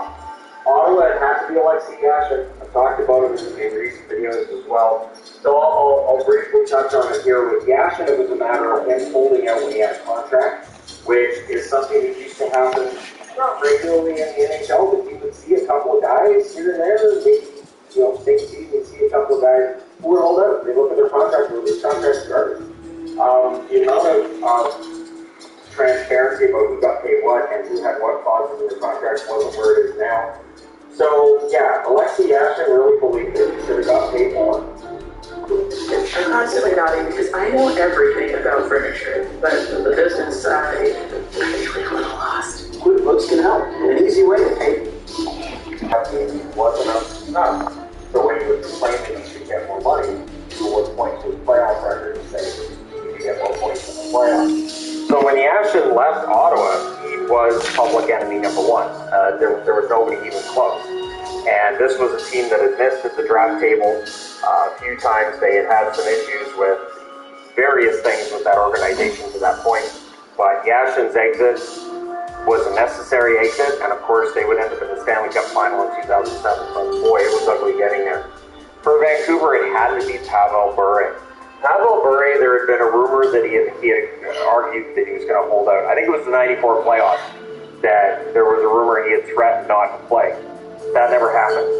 Pavel Bure said that never happened, but he never quite forgot that. The idea that people would say that he would hold out and not play a really important game for Vancouver. So he was a good teammate, he was a good guy, but the relationship between himself and management was broken. So by the time Brian Burke took over, it didn't matter. He was bound and determined to leave Vancouver, and eventually he just didn't show up. He just decided on not showing up. Now, what made it worse for Vancouver fans was that when Bure was playing, he was inconsistent. There were inconsistencies in his play from 1 year to the next, sometimes from 1 week to the next, and so a lot of people were questioning his heart. One thing that went away was that early on, his first couple of years, he was also very physical. He threw a lot of hits. That kind of went away from his game, and I understood why it went away. It's, you're making a lot of money. You keep throwing hits like that, you're going to get hurt. But, of course, his knee would start to become an issue too, but by the time he went to Florida, he was pretty universally disliked by Canuck fans. There was at least a large portion of Canuck fans that were not fans of Pavel Bure by the time he left. So, Now that we know the whole story about Bure and what happened behind the scenes with Vancouver, we understand he's not the bad guy here. That it was management who broke promises to him and soured his feelings about the organization and about the city. But Bure, yeah, it was ugly by the end of that. It was really not pleasant. Daryl Sittler with the Toronto Maple Leafs, he had butted heads with incoming Punch Inlack. He didn't like it very much, wanted to trade him, and was informed that you can't trade Daryl Sittler. Sittler's got no movement clause. They traded Lanny McDonald instead, as Lanny was best friends with Daryl Sittler. Sittler would be moved about a year after that, but that set apart this onset of darkness for the Toronto Maple Leafs as an organization. Losing Lanny McDonald and Daryl Sittler and not getting a really good return for either of them definitely set them on what would be a really bad time in the 1980s. Didn't help with Ballard, didn't help either, of course.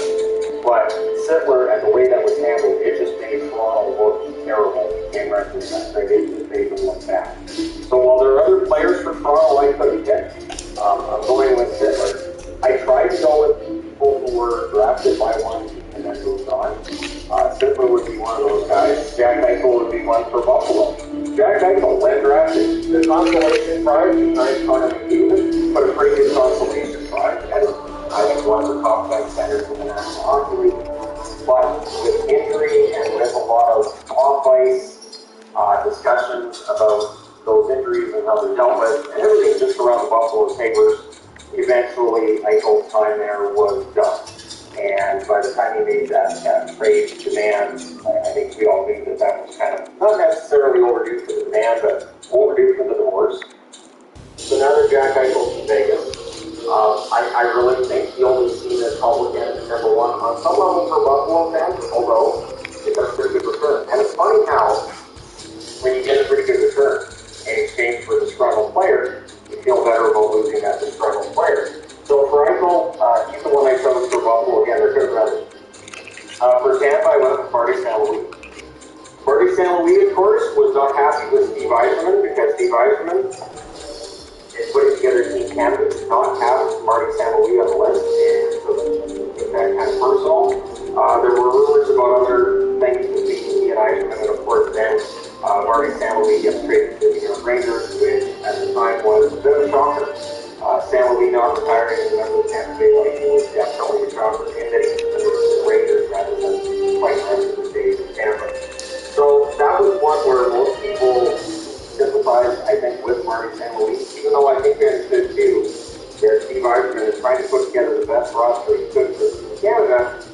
If he didn't envision St. Louis on one of those top four lines, so I understood why he would famously was on the if you call them in and say, look, I'm putting together for Canada, and here's why I don't have you on the roster or something, but I said 2020.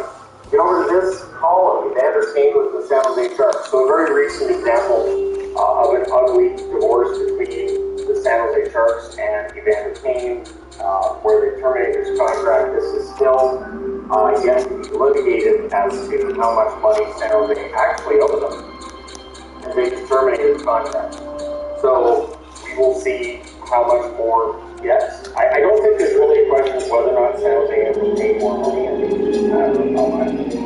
Yeah, that was ugly. And then, of course, he moves on to the Oilers, and it's a feel-good story for the most part with the Edmonton Oilers, showing just how quickly he got here. It's a pretty good story. So, yeah, I went with Kane for San Jose. I went with Marc-Andre Fleury for Vegas because you kind of have to.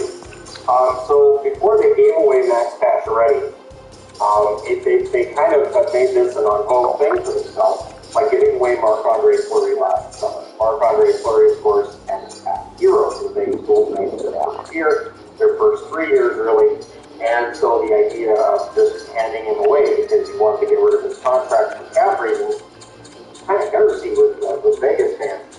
So Marc-Andre Fleury one is one that definitely I would say fans sided with the player, and still do. And personally, I know I hope Fleury has tremendous success this year for Minnesota. Not just because of Vegas, but because Fleury seems like a really genuine nice guy, which doesn't make it easier. If you're moving on to a player who doesn't seem quite as nice, and it makes it a little easier when you're moving on to a player that's just been a great guy the whole way through. I went with Steve Weimer for the Chicago Blackhawks. Steve Weimer had an incredible game play streak going on. In fact, he might have set the records that we would still be chasing now around the NHL. But he decided, you know what, I don't like the way things are in Chicago. I don't like the offer from the Chicago Blackhawks. I'm going to sit out. The Chicago Blackhawks did not think it was a game play streak that he had going that he would actually have the guts to hold out, that he would end his own Ironman streak because he was frustrated with what Chicago was offering him. He did. He broke his own Ironman streak because he didn't like the Chicago setup, and so they traded him to the New York Rangers, which didn't remember. So he really stuck it to them in the end. But Steve Larmer, gutsy move there on his part. I don't remember a lot of brushbacks from Chicago.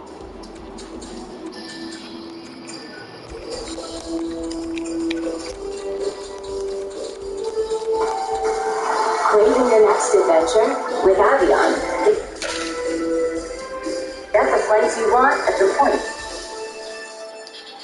Fans when he did that, because again, he kind of stuck to his guns there, and he ended up going to the Rangers and winning himself the cup. Speaking of the Rangers, nice segue into Mark Messier. Messier had an ugly breakup with the Oilers. He also had an ugly breakup with Vancouver. Ugly breakups were kind of the way things worked with Messier, but Messier knew how much he could get paid, had a vision of how much more he could get paid, and wanted to get there. And with the Rangers, it really was, I think I'm worth this amount, and for this long, and I think you guys should just tear up my contract and give me this deal at this amount. And the Rangers kind of balked at that. So it ended up with him as the free agent going to Vancouver Canucks. You know how that turned out. Would go back to the New York Rangers, would get those fences. But those fences were pretty broken up when we left that first time around. And yeah, it definitely didn't cast him in a great light. In general, when players have a contract they don't like and they decide they want to renegotiate, it doesn't end up working good for the player. Now, in the current CBA, I haven't seen players do that. There really hasn't been an instance of that, so I'm guessing that in the CBA it just doesn't allow for it. If you have a contract, you have a contract. So, incidents like with Messier, like with Yashin, like with Cousins, they can't sit out if they have a contract. And I don't know if the CBA, I don't know if you have a lot of pushback you can get to that, right? Ilya Kovalchuk with the New Jersey Devils, he signs this massive contract with New Jersey. The NHL doesn't like the contract, and so they're not happy with the contract. They don't like the length of the contract. So eventually, New Jersey is given a penalty. They lose the first-round draft picks to that contract. Kovalchuk then rewards the Devils for all this by deciding, I'm going to retire. I don't want to honor the last 12 years of that contract. So it didn't end well for Kovalchuk with the New Jersey Devils. They did end up getting a number 30 draft pick that year, which, as I mentioned in the video today, I think that was the year they took Max Parenti at 30. And he didn't end up being a regular NHLer. So who knows what that Kovalchuk contract cost them, other than pure money. But it definitely left a bad taste in the mouth of New Jersey management and probably a good number of fans as well. What I remember with that too is that the hockey angle I got the year after, they had already got Kovalchuk in there and they had the whole write-up on Kovalchuk. So what they did was they just got red ink and they put it looked like a stamp over top that said retired. Just all capital letters, just retired. I thought that was great. Because it's right over this report, like he should be back and he should score this much and he should do this and this and that. But a big red retired right over top of this report. For Columbus, Panarin. Artemi Panarin, of course, made it clear that he was looking to move on. We all knew he wanted to be a Ranger. Columbus did everything they could. I will give Columbus full marks for doing everything they could to try to convince Panarin to stick around and remain a Blue Jacket. But he wanted to go to the bright lights, the big city, New York, and he did. And I mean, we can point to the amount of money he made in New York and say it ended up looking kind of selfish. But the fact that he went to where he wanted to go, I do think that there's a reason the CBA is designed the way it is. Players should have the right to play where they want to play. Past a certain point in their career, they should play where they want to play. And if there's certain locations players don't want to go, that's really not on the players. That's more of a reflection on something else within the organization, or it's just the way that things ebb and flow. the teams that players want to go to or don't want to go to will change from year to year, and it's about making your location more attractive to free agents and to trade targets. And so Panarin leaving was tough, but the amount of money being spent by Columbus on that Panarin deal would have meant they don't get Johnny Hockey a couple days ago. So really, that's the big difference in there. If Panarin sticks around, odds are they probably don't get Johnny Gaudreau. Matthew Shane, who also ends up in Columbus, didn't stick around, but his time in Colorado, it was awkward at the end, wasn't it? We knew he needed to go. Colorado knew he needed to go. Sakic waited for the absolute perfect deal, which for me as a hockey fan was frustrating. And so I was quite angry with Joe Sakic over that period because, Shane, this trade needs to happen, make it happen, get it done. He had surgery bad. He just won the Stanley Cup. I cannot defend my position back then. I thought Ottawa overpaid for Duchesne in the end, and Sakic holding out for that kind of deal worked out really, really well.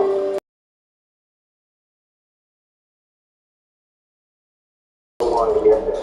Jaromir Jagr. Jagr was frustrated. Mario Lemieux came out of retirement. He wasn't all that happy about sharing the spotlight with Lemieux.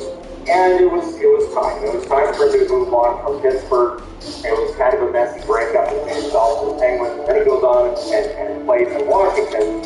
And it worked out that well in Washington either. Jagr, of course, he moved to a rival in Washington. The one thing with that, too, was that trade was a squeeze by the Washington Capitals, which Frank Patrick tried to sell as, hey, I got the most I could in this trade. This third beach guy is going to be awesome. Wasn't awesome. But, Jagr, still active. Yeah, he's still a free agent. If you want to sign him, he only plays home games. And he's 50, but he's still able to play. So, Jagr leaving Pittsburgh it was tough, right? Ted Lindsay, so it's Detroit that went way back. Ted Lindsay's exit from Detroit, and the fact that the NHL now has the Ted Lindsay Award, there's some irony to that. The NHL punished Ted Lindsay by trading him out of Detroit. Ted Lindsay had been pushing for a union, but he was trying to do it in secret because he knew NHL owners who owned the players. This wasn't like you sign your contract and no, they own the players. Players were making, reading $25,000 US a year, or a little bit under $25,000 US. So what Ted Lindsay did was, he went to union meetings with baseball players, basketball players, football, and found out they have it better than we do, in that they had more freedom of movement, they had better setup, they were treated more like human beings and not so much like cattle. So Ted Lindsay fought really hard to create a union. The NHL blocked him and then moved him to Chicago. They traded him to a team that was an absolute disaster at the time, simply as a punishment. And kind of as a shot across the bow, if anybody else thinking about forming a union, that union would be formed later, and Ted Lindsay would be given credit for that. But his sacrifice was that trade out of Detroit, which was not pretty sad at the time. Ted Lindsay, that's a tough one. And again, that definitely precedes my time watching hockey, but it is substantial. With Calgary, last on the board, I went with Mike Vernon. Calgary, the franchise itself and Mike Vernon didn't have an ugly relationship for the most part, but Vernon did with the fans. And his parents liked to go to the games and watch him, but Vernon was having his struggles on and off as a goaltender for the Flames, and so there was a lot of verbal abuse being thrown his way on the ice, which he got through as well as anybody can, but then the verbal abuse started being turned against his parents that were in attendance, and people knew that with his parents. Those parents stopped going to the games. So by the time he is moved off to the Detroit Red Wings, where he wins the Stanley Cup, he honestly was probably pretty ticked off with those fans in Calgary at the same time. So it's a completely different scenario to that we're seeing with Johnny Gaudreau right now. Whereas right now, Gaudreau talking about his fans for free in Calgary, and that's not why he's leaving. In Vernon's case, if he was honest at the time, probably would, those fans making sure my parents didn't want to be at games anymore didn't help. So there you go. Once you get the messy breakups, and I know I've really just gone into surface level stuff with this, But let me know in the comment section below which breakdowns you remember the most of the NHL that's not on the board. Don't forget to hit like and subscribe if you're browsing the group. You just happened upon this video. Thank you guys so much for watching. For all your support. I'll talk to you again.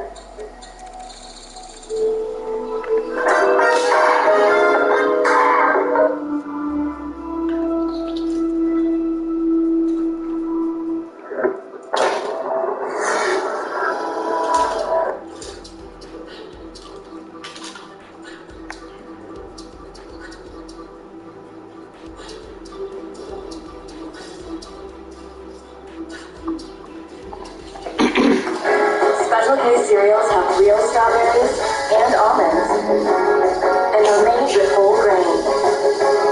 Doing something for yourself has never tasted so great. Special K, real ingredients, real delicious.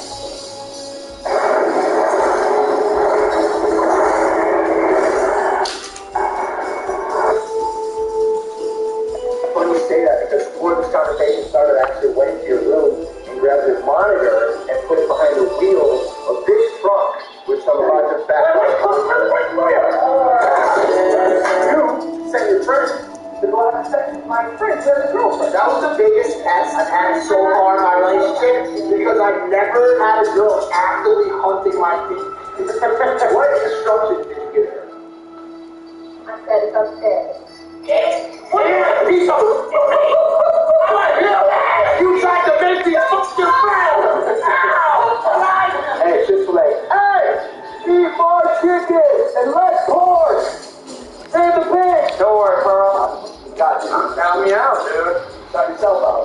Alright, follow at Logan Paul. Instagram, and then at Logan Paul. Don't hurt the kid, go follow the Instagram you just heard. Out of what state? Ohio? Yeah, I couldn't have said it better myself. This is my country. Boy comes over my house and he tells me that testicles have taste buds. Now we Googled it and apparently there's some truth to it. Hey, what do you think your mom would tell you? Another question is like, why did they eat food? That's a big question. I would have eaten everything with my balls. You are a grown man. Give me your testicles with soy sauce right now. You know that. Good line. Bro, you would taste what the fuck is that? You don't taste it, huh? You won't believe it. I can't die not knowing whether my nuts can taste orange juice. No. Back up. Come on. We'll do it.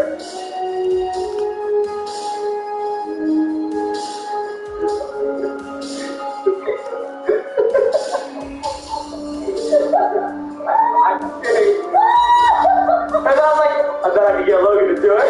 No, stupid, you look, you're 6 foot something lunging. Bro, you're lunging into this shit.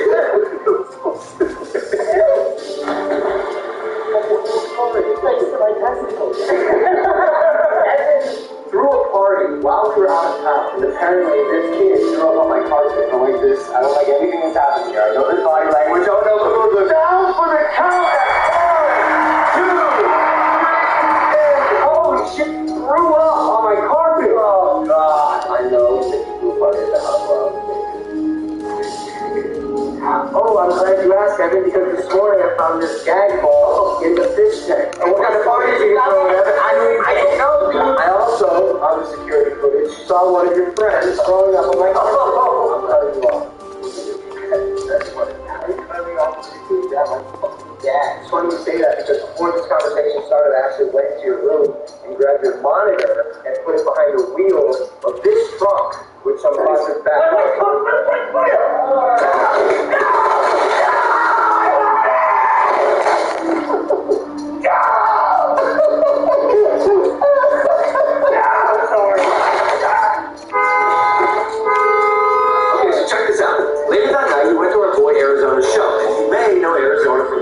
Last year, but it's more likely that you know him from this.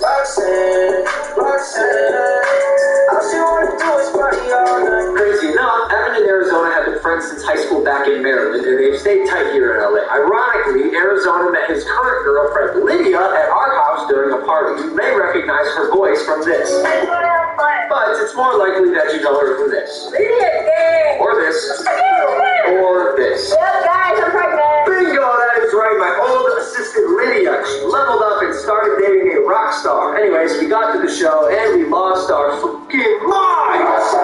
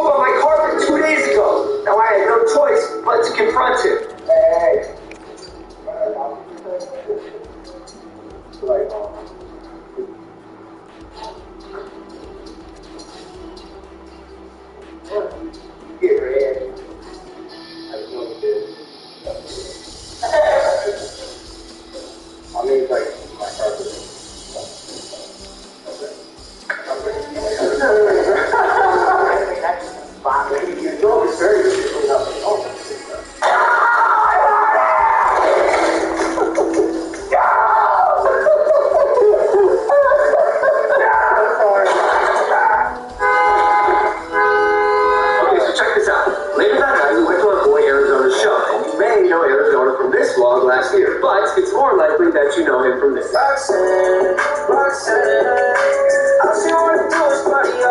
Crazy enough, Evan and Arizona have been friends since high school back in Maryland, and they've stayed tight here in LA. Ironically, Arizona met his current girlfriend, Lydia, at our house during a party. You may recognize her voice from this.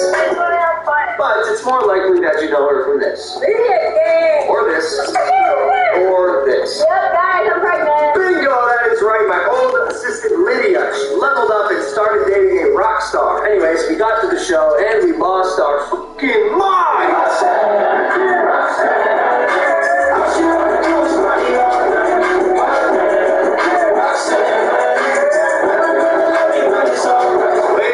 Wait, pause. Hold on a second. I know that face from somewhere, but where? I don't like this. I don't like anything that's happening here. I know this body language. Oh no, look. That was Evan's friend, the kid who threw up on my carpet 2 days ago. Now I had no choice but to confront him. Hey.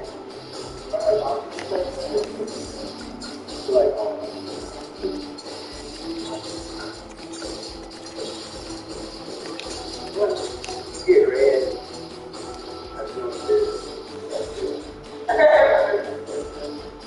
I mean, it's like my carpet.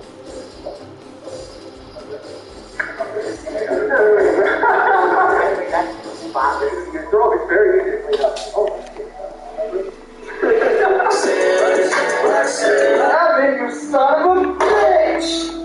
I like the way the table's smashed. I forgot to do my taxes! Have you tried Neutral Juice? It's neutral vodka soda with a squeeze of real juice. More flavor with just...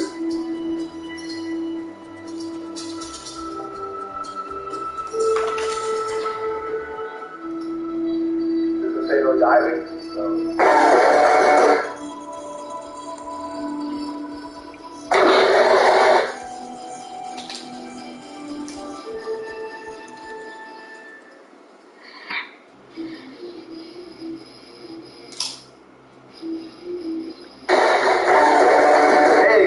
It's me, Logan. I'm just saying, LA has been on lockdown for like a week, and I'm already over this. I can only do so many ping pong ball trick shots. I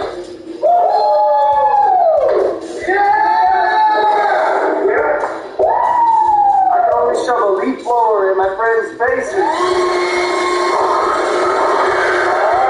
And then my face so many times. I can only make so many TikToks before I start to lose my mind. Watching you know I'm doing my best to try to keep you guys busy, distracted from the course. Y'all know we make podcasts, Impulsive, and you don't have time for that. You use the Impulsive Clips channel, blogs, Instagram, TikTok. Man, I'm doing it all. So before we get into this video, just subscribe to those channels, and then you'll never be bored again. The links for those are in the description. That said, let's go. Oh, that's shattered. You don't say. You're just there, Put these in your mouth. I think you're close. Yeah. I can't argue this guy. I don't know what you just said. I can't. Lick. I just found out Evan's your girl. Oh! Oh my god! What did he just say? It's a TikTok. You've seen the numbers go up, right? There's nothing like it, Mike. Too many views. I've seen you like this before. You think that girl? Now it's ready for TikTok. I'm sick of being stuck out. I decided to bring the beach. Look at Blue Out. The party I spent $70,000 on for no fucking reason. It's not gonna make me tan. Oh! Ow! Oh my god. Oh, you're cool. Get your head in the pool. Look at my phone now. Oh, so what? Are you really afraid of slugs? I'm not afraid of them. It's so disgusting. Bro, who's afraid of slugs?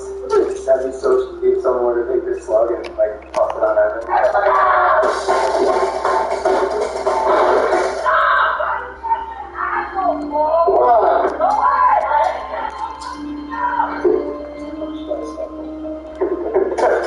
What are you doing?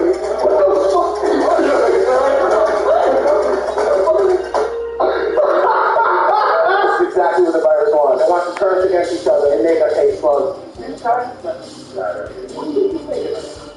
Oh, I know exactly. Since everyone is home, this is what I like to do. I like to watch the fish, I like to bob in the fish, swim in the pool. I taste the bone, I taste take naps, and if I really have to poop in the outside too far, I will pee on the wall. But not just one wall, this wall, this wall, and this wall. That's the thing I like to do.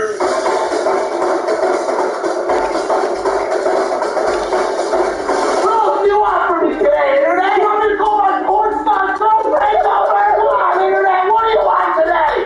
This fucking thing! I hate the coronavirus, and I hate you! Because you brought it here! I'm a bonus, dude!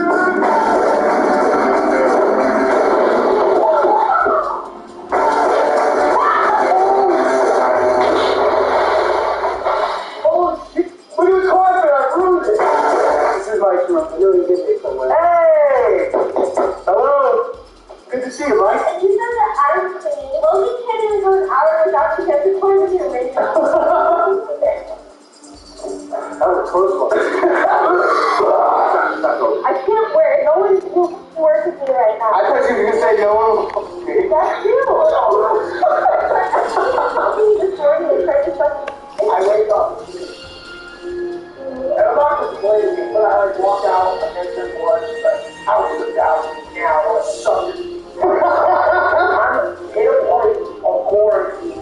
Well, I lose my mind, man. I put tool in my garage. I've lost my mind. Give it up.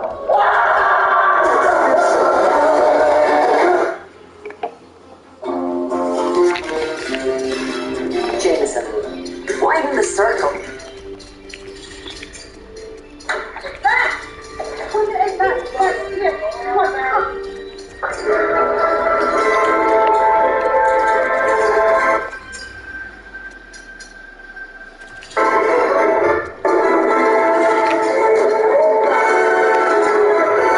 Day 6 in quarantine, so the last vlog, losing my mind. And the worst part is, honestly, I'm lonely. Mike has his porn star girlfriend running around the house. Hey, you got that girlfriend running around? He's not just a vegan, has his vegan girlfriend. Must be nice, dude. You're lonely, man. And a board. So, that's what God left for me. I'm gonna try to find love that I'm so I'm being a moron at this point, dude. Stop. I'm crazy, Mike. Bro, I'm in the garage. It's my campus. Does anyone have a problem with that?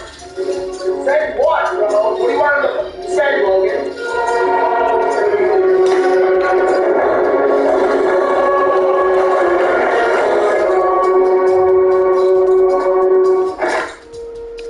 Hell yes, perfect.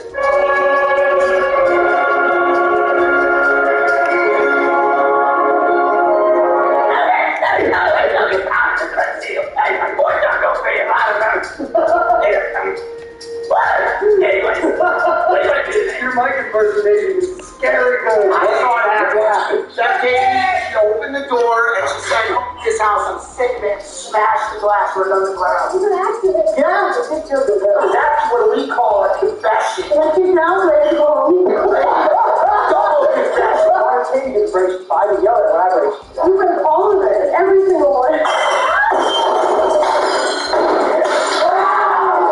Jesus Christ, Katie, you're fired! Giant teddy bear. I had to enter this bed. It's the best spot for the butt. Can I get trouble with Peter for doing this? Peter called you.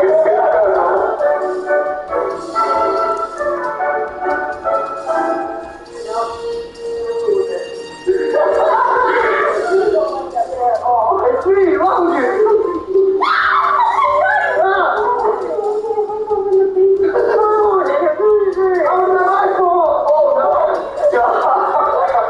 It's horrifying in there. Today marks the day I entered a teddy bear through the butt.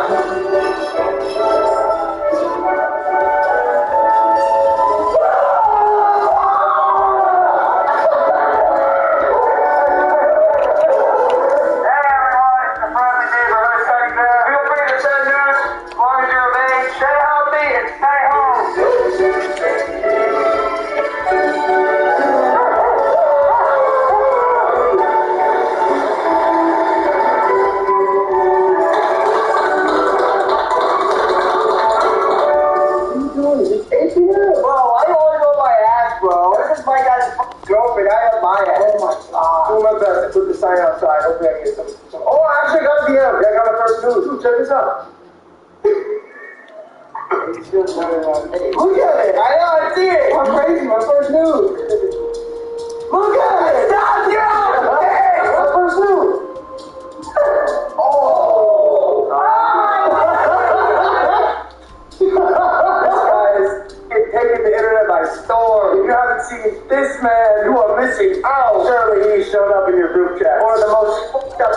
you have sent you this man. He's a legend, and so is his. And I got one. I was not looking at it. Alright, so 2 vlogs ago, you guys saw a mysterious masked man vandalize one of my art pieces at like 2 in the morning. Let's be honest, Mac, we all know it was you. My roommate, my best friend since 1st grade, he ruined my masterpiece. Obviously, I have to give it back. But Mac's actually an artist himself. He has this one piece. It's his favorite piece of work. It's his masterpiece. So while Mac was distracted, we took some high-definition pictures of it, we digitalized it, and then we made an exact replica of it. This is identical. Now, at this very moment, Mike is distracting Mac. I am swapping out his priceless real painting for my exact replica. I'm bringing it to the backyard, and there, I will destroy it with a flamethrower. Here we go.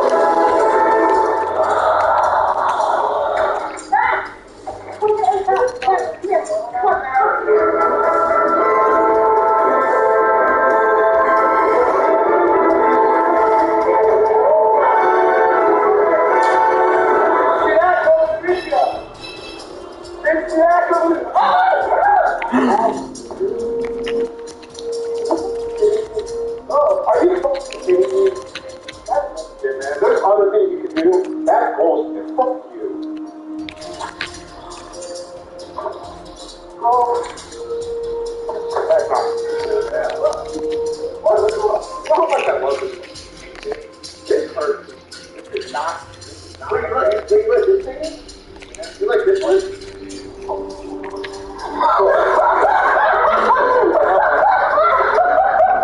Oh. I would never ever destroy your art. Ever. I know. If I wait I wasn't me. So it was me. It literally took me like 2 months to make it down. Like there's nothing that you can do to repay the 2 months of like time I put. It's like one of those rocks and throw it at your head. Bro, you're my best friend in the world, and you tried to kill me. Yeah, I know. I have to protect my children at all costs. Sorry, I had to, bro. Make direct eye contact with it, Evan. Whoa! Hey, I hate to do this to you. Please don't send me nude. I don't want to see you naked. Hey, dude, I'm sorry.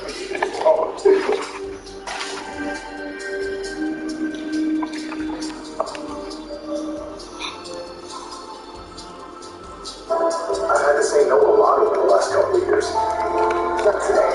Yes to everything. The CIBC app makes it easy to stay on track, so we can spend summer how we want to. Oh, okay, yeah. I need to do one more lawsuit transfer.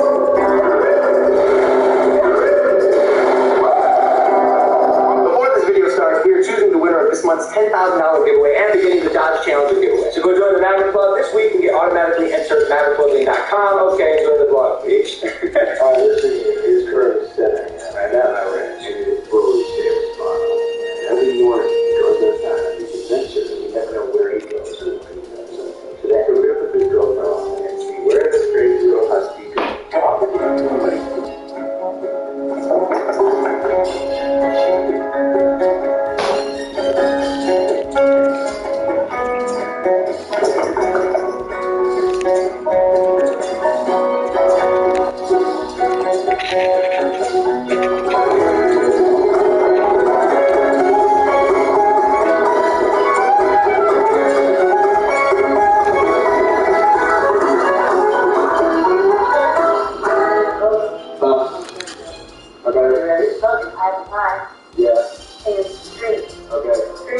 Wow. Alright, you actually don't take me with you.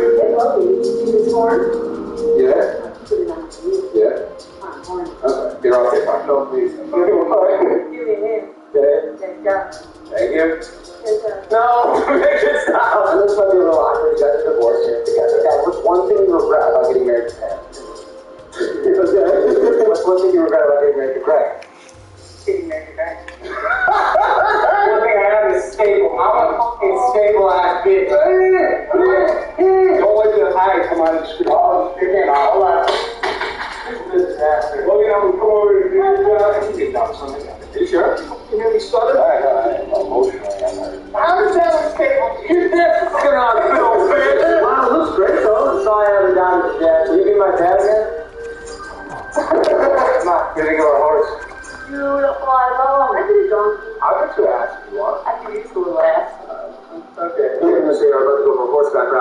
This morning I saw what Roland can do. Hey, I have the worst news. What is it? You're fired. I know. Yeah, I mean, bro, he's on the horse. You're gonna save some money to have a dog though.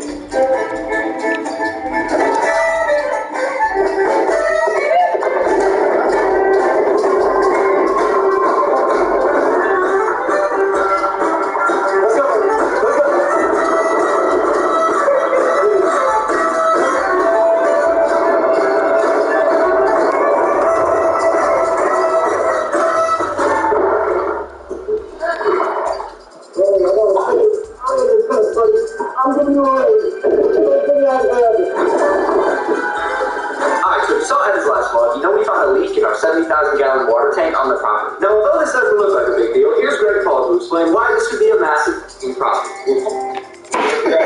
Well, listen, Greg, you're the groundskeeper. How are you gonna fix it? I'm not gonna fix it.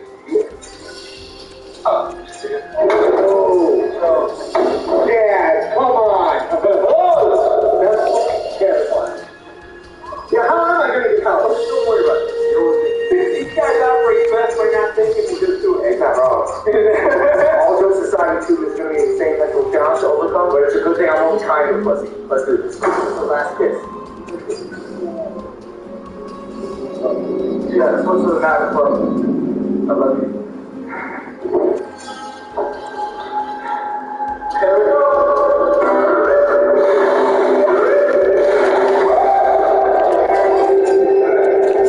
Hey, here I go. Oh, shit. Yo, this is so creepy. That one, you gotta clean this. Oh, ew. Oh, this is disgusting. Oh my god. Oh, Dad. Dad, this is a big leak. It's bloody right now.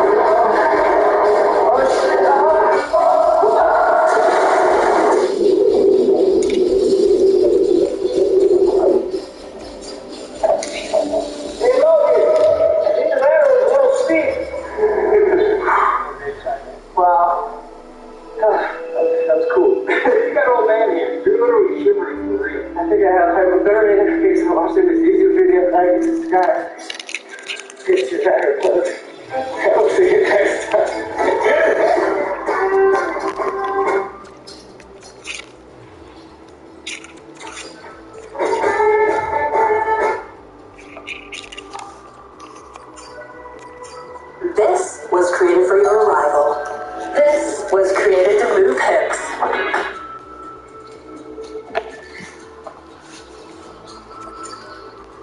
Leo Vegas Online Casino presents Once Over Let Live. Experience the thrill as up to 5 multipliers are assigned to randomly chosen straight up bets in every round. Take the quantum leap at Leo Vegas King of Casino. Very tall vehicle. That's the rollover. Don't be crazy. Hey guys, it's me. I'm upside down. I'm not proud of what I'm about to do. I'm only here for camaraderie, like friends do. Alright, stop talking. You're distracting. Shake strong. I just something that actually matters. It goes back. I'm second. Classic.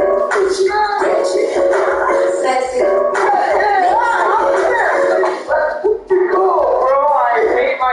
I'm addicted to TikTok now. Become a green screen for TikTok. I've gotten my nose pierced for TikTok, and unfortunately, I'm doing TikTok dances. You're like that. TikTok's the home of Christian. I'm happy to see it. I'm gonna lean into it. Yeah, I'm a TikTok star now. YouTube, been there, done that. I know. Anyway, TikTok. Yeah, man. Other people would like be phased by that. No. I'm not to everything. The word of all emotions. Nobody call me a hurt for that. I don't like it. I don't like anything. We're cool, by the way. I don't stop asking. Right? Y'all have to. We're going to do the friendship over. Yeah, that'd be ridiculous. By the way, where's mine?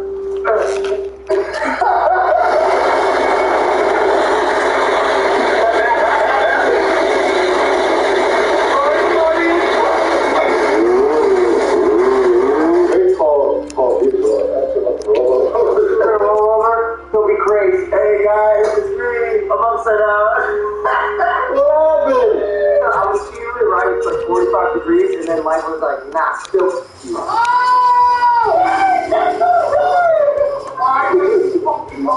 Purple's the Rolls Royce, and now this I'm going. Not more than ever, I realized my life is really upside down. That'd be so specific, man. Oh my god.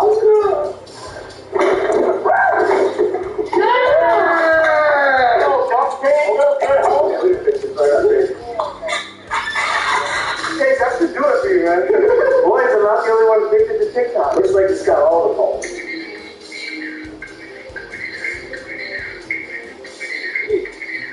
Wait, well, what the? The alcohol mix right on the mom's side of the family, so let's do something that actually matters. You think I can punch through that watermelon? Oh! I can do it. Oh! Lost me mojo, guys. Not sure on the box anymore. I may just be a YouTuber again. That's all wrong, guys.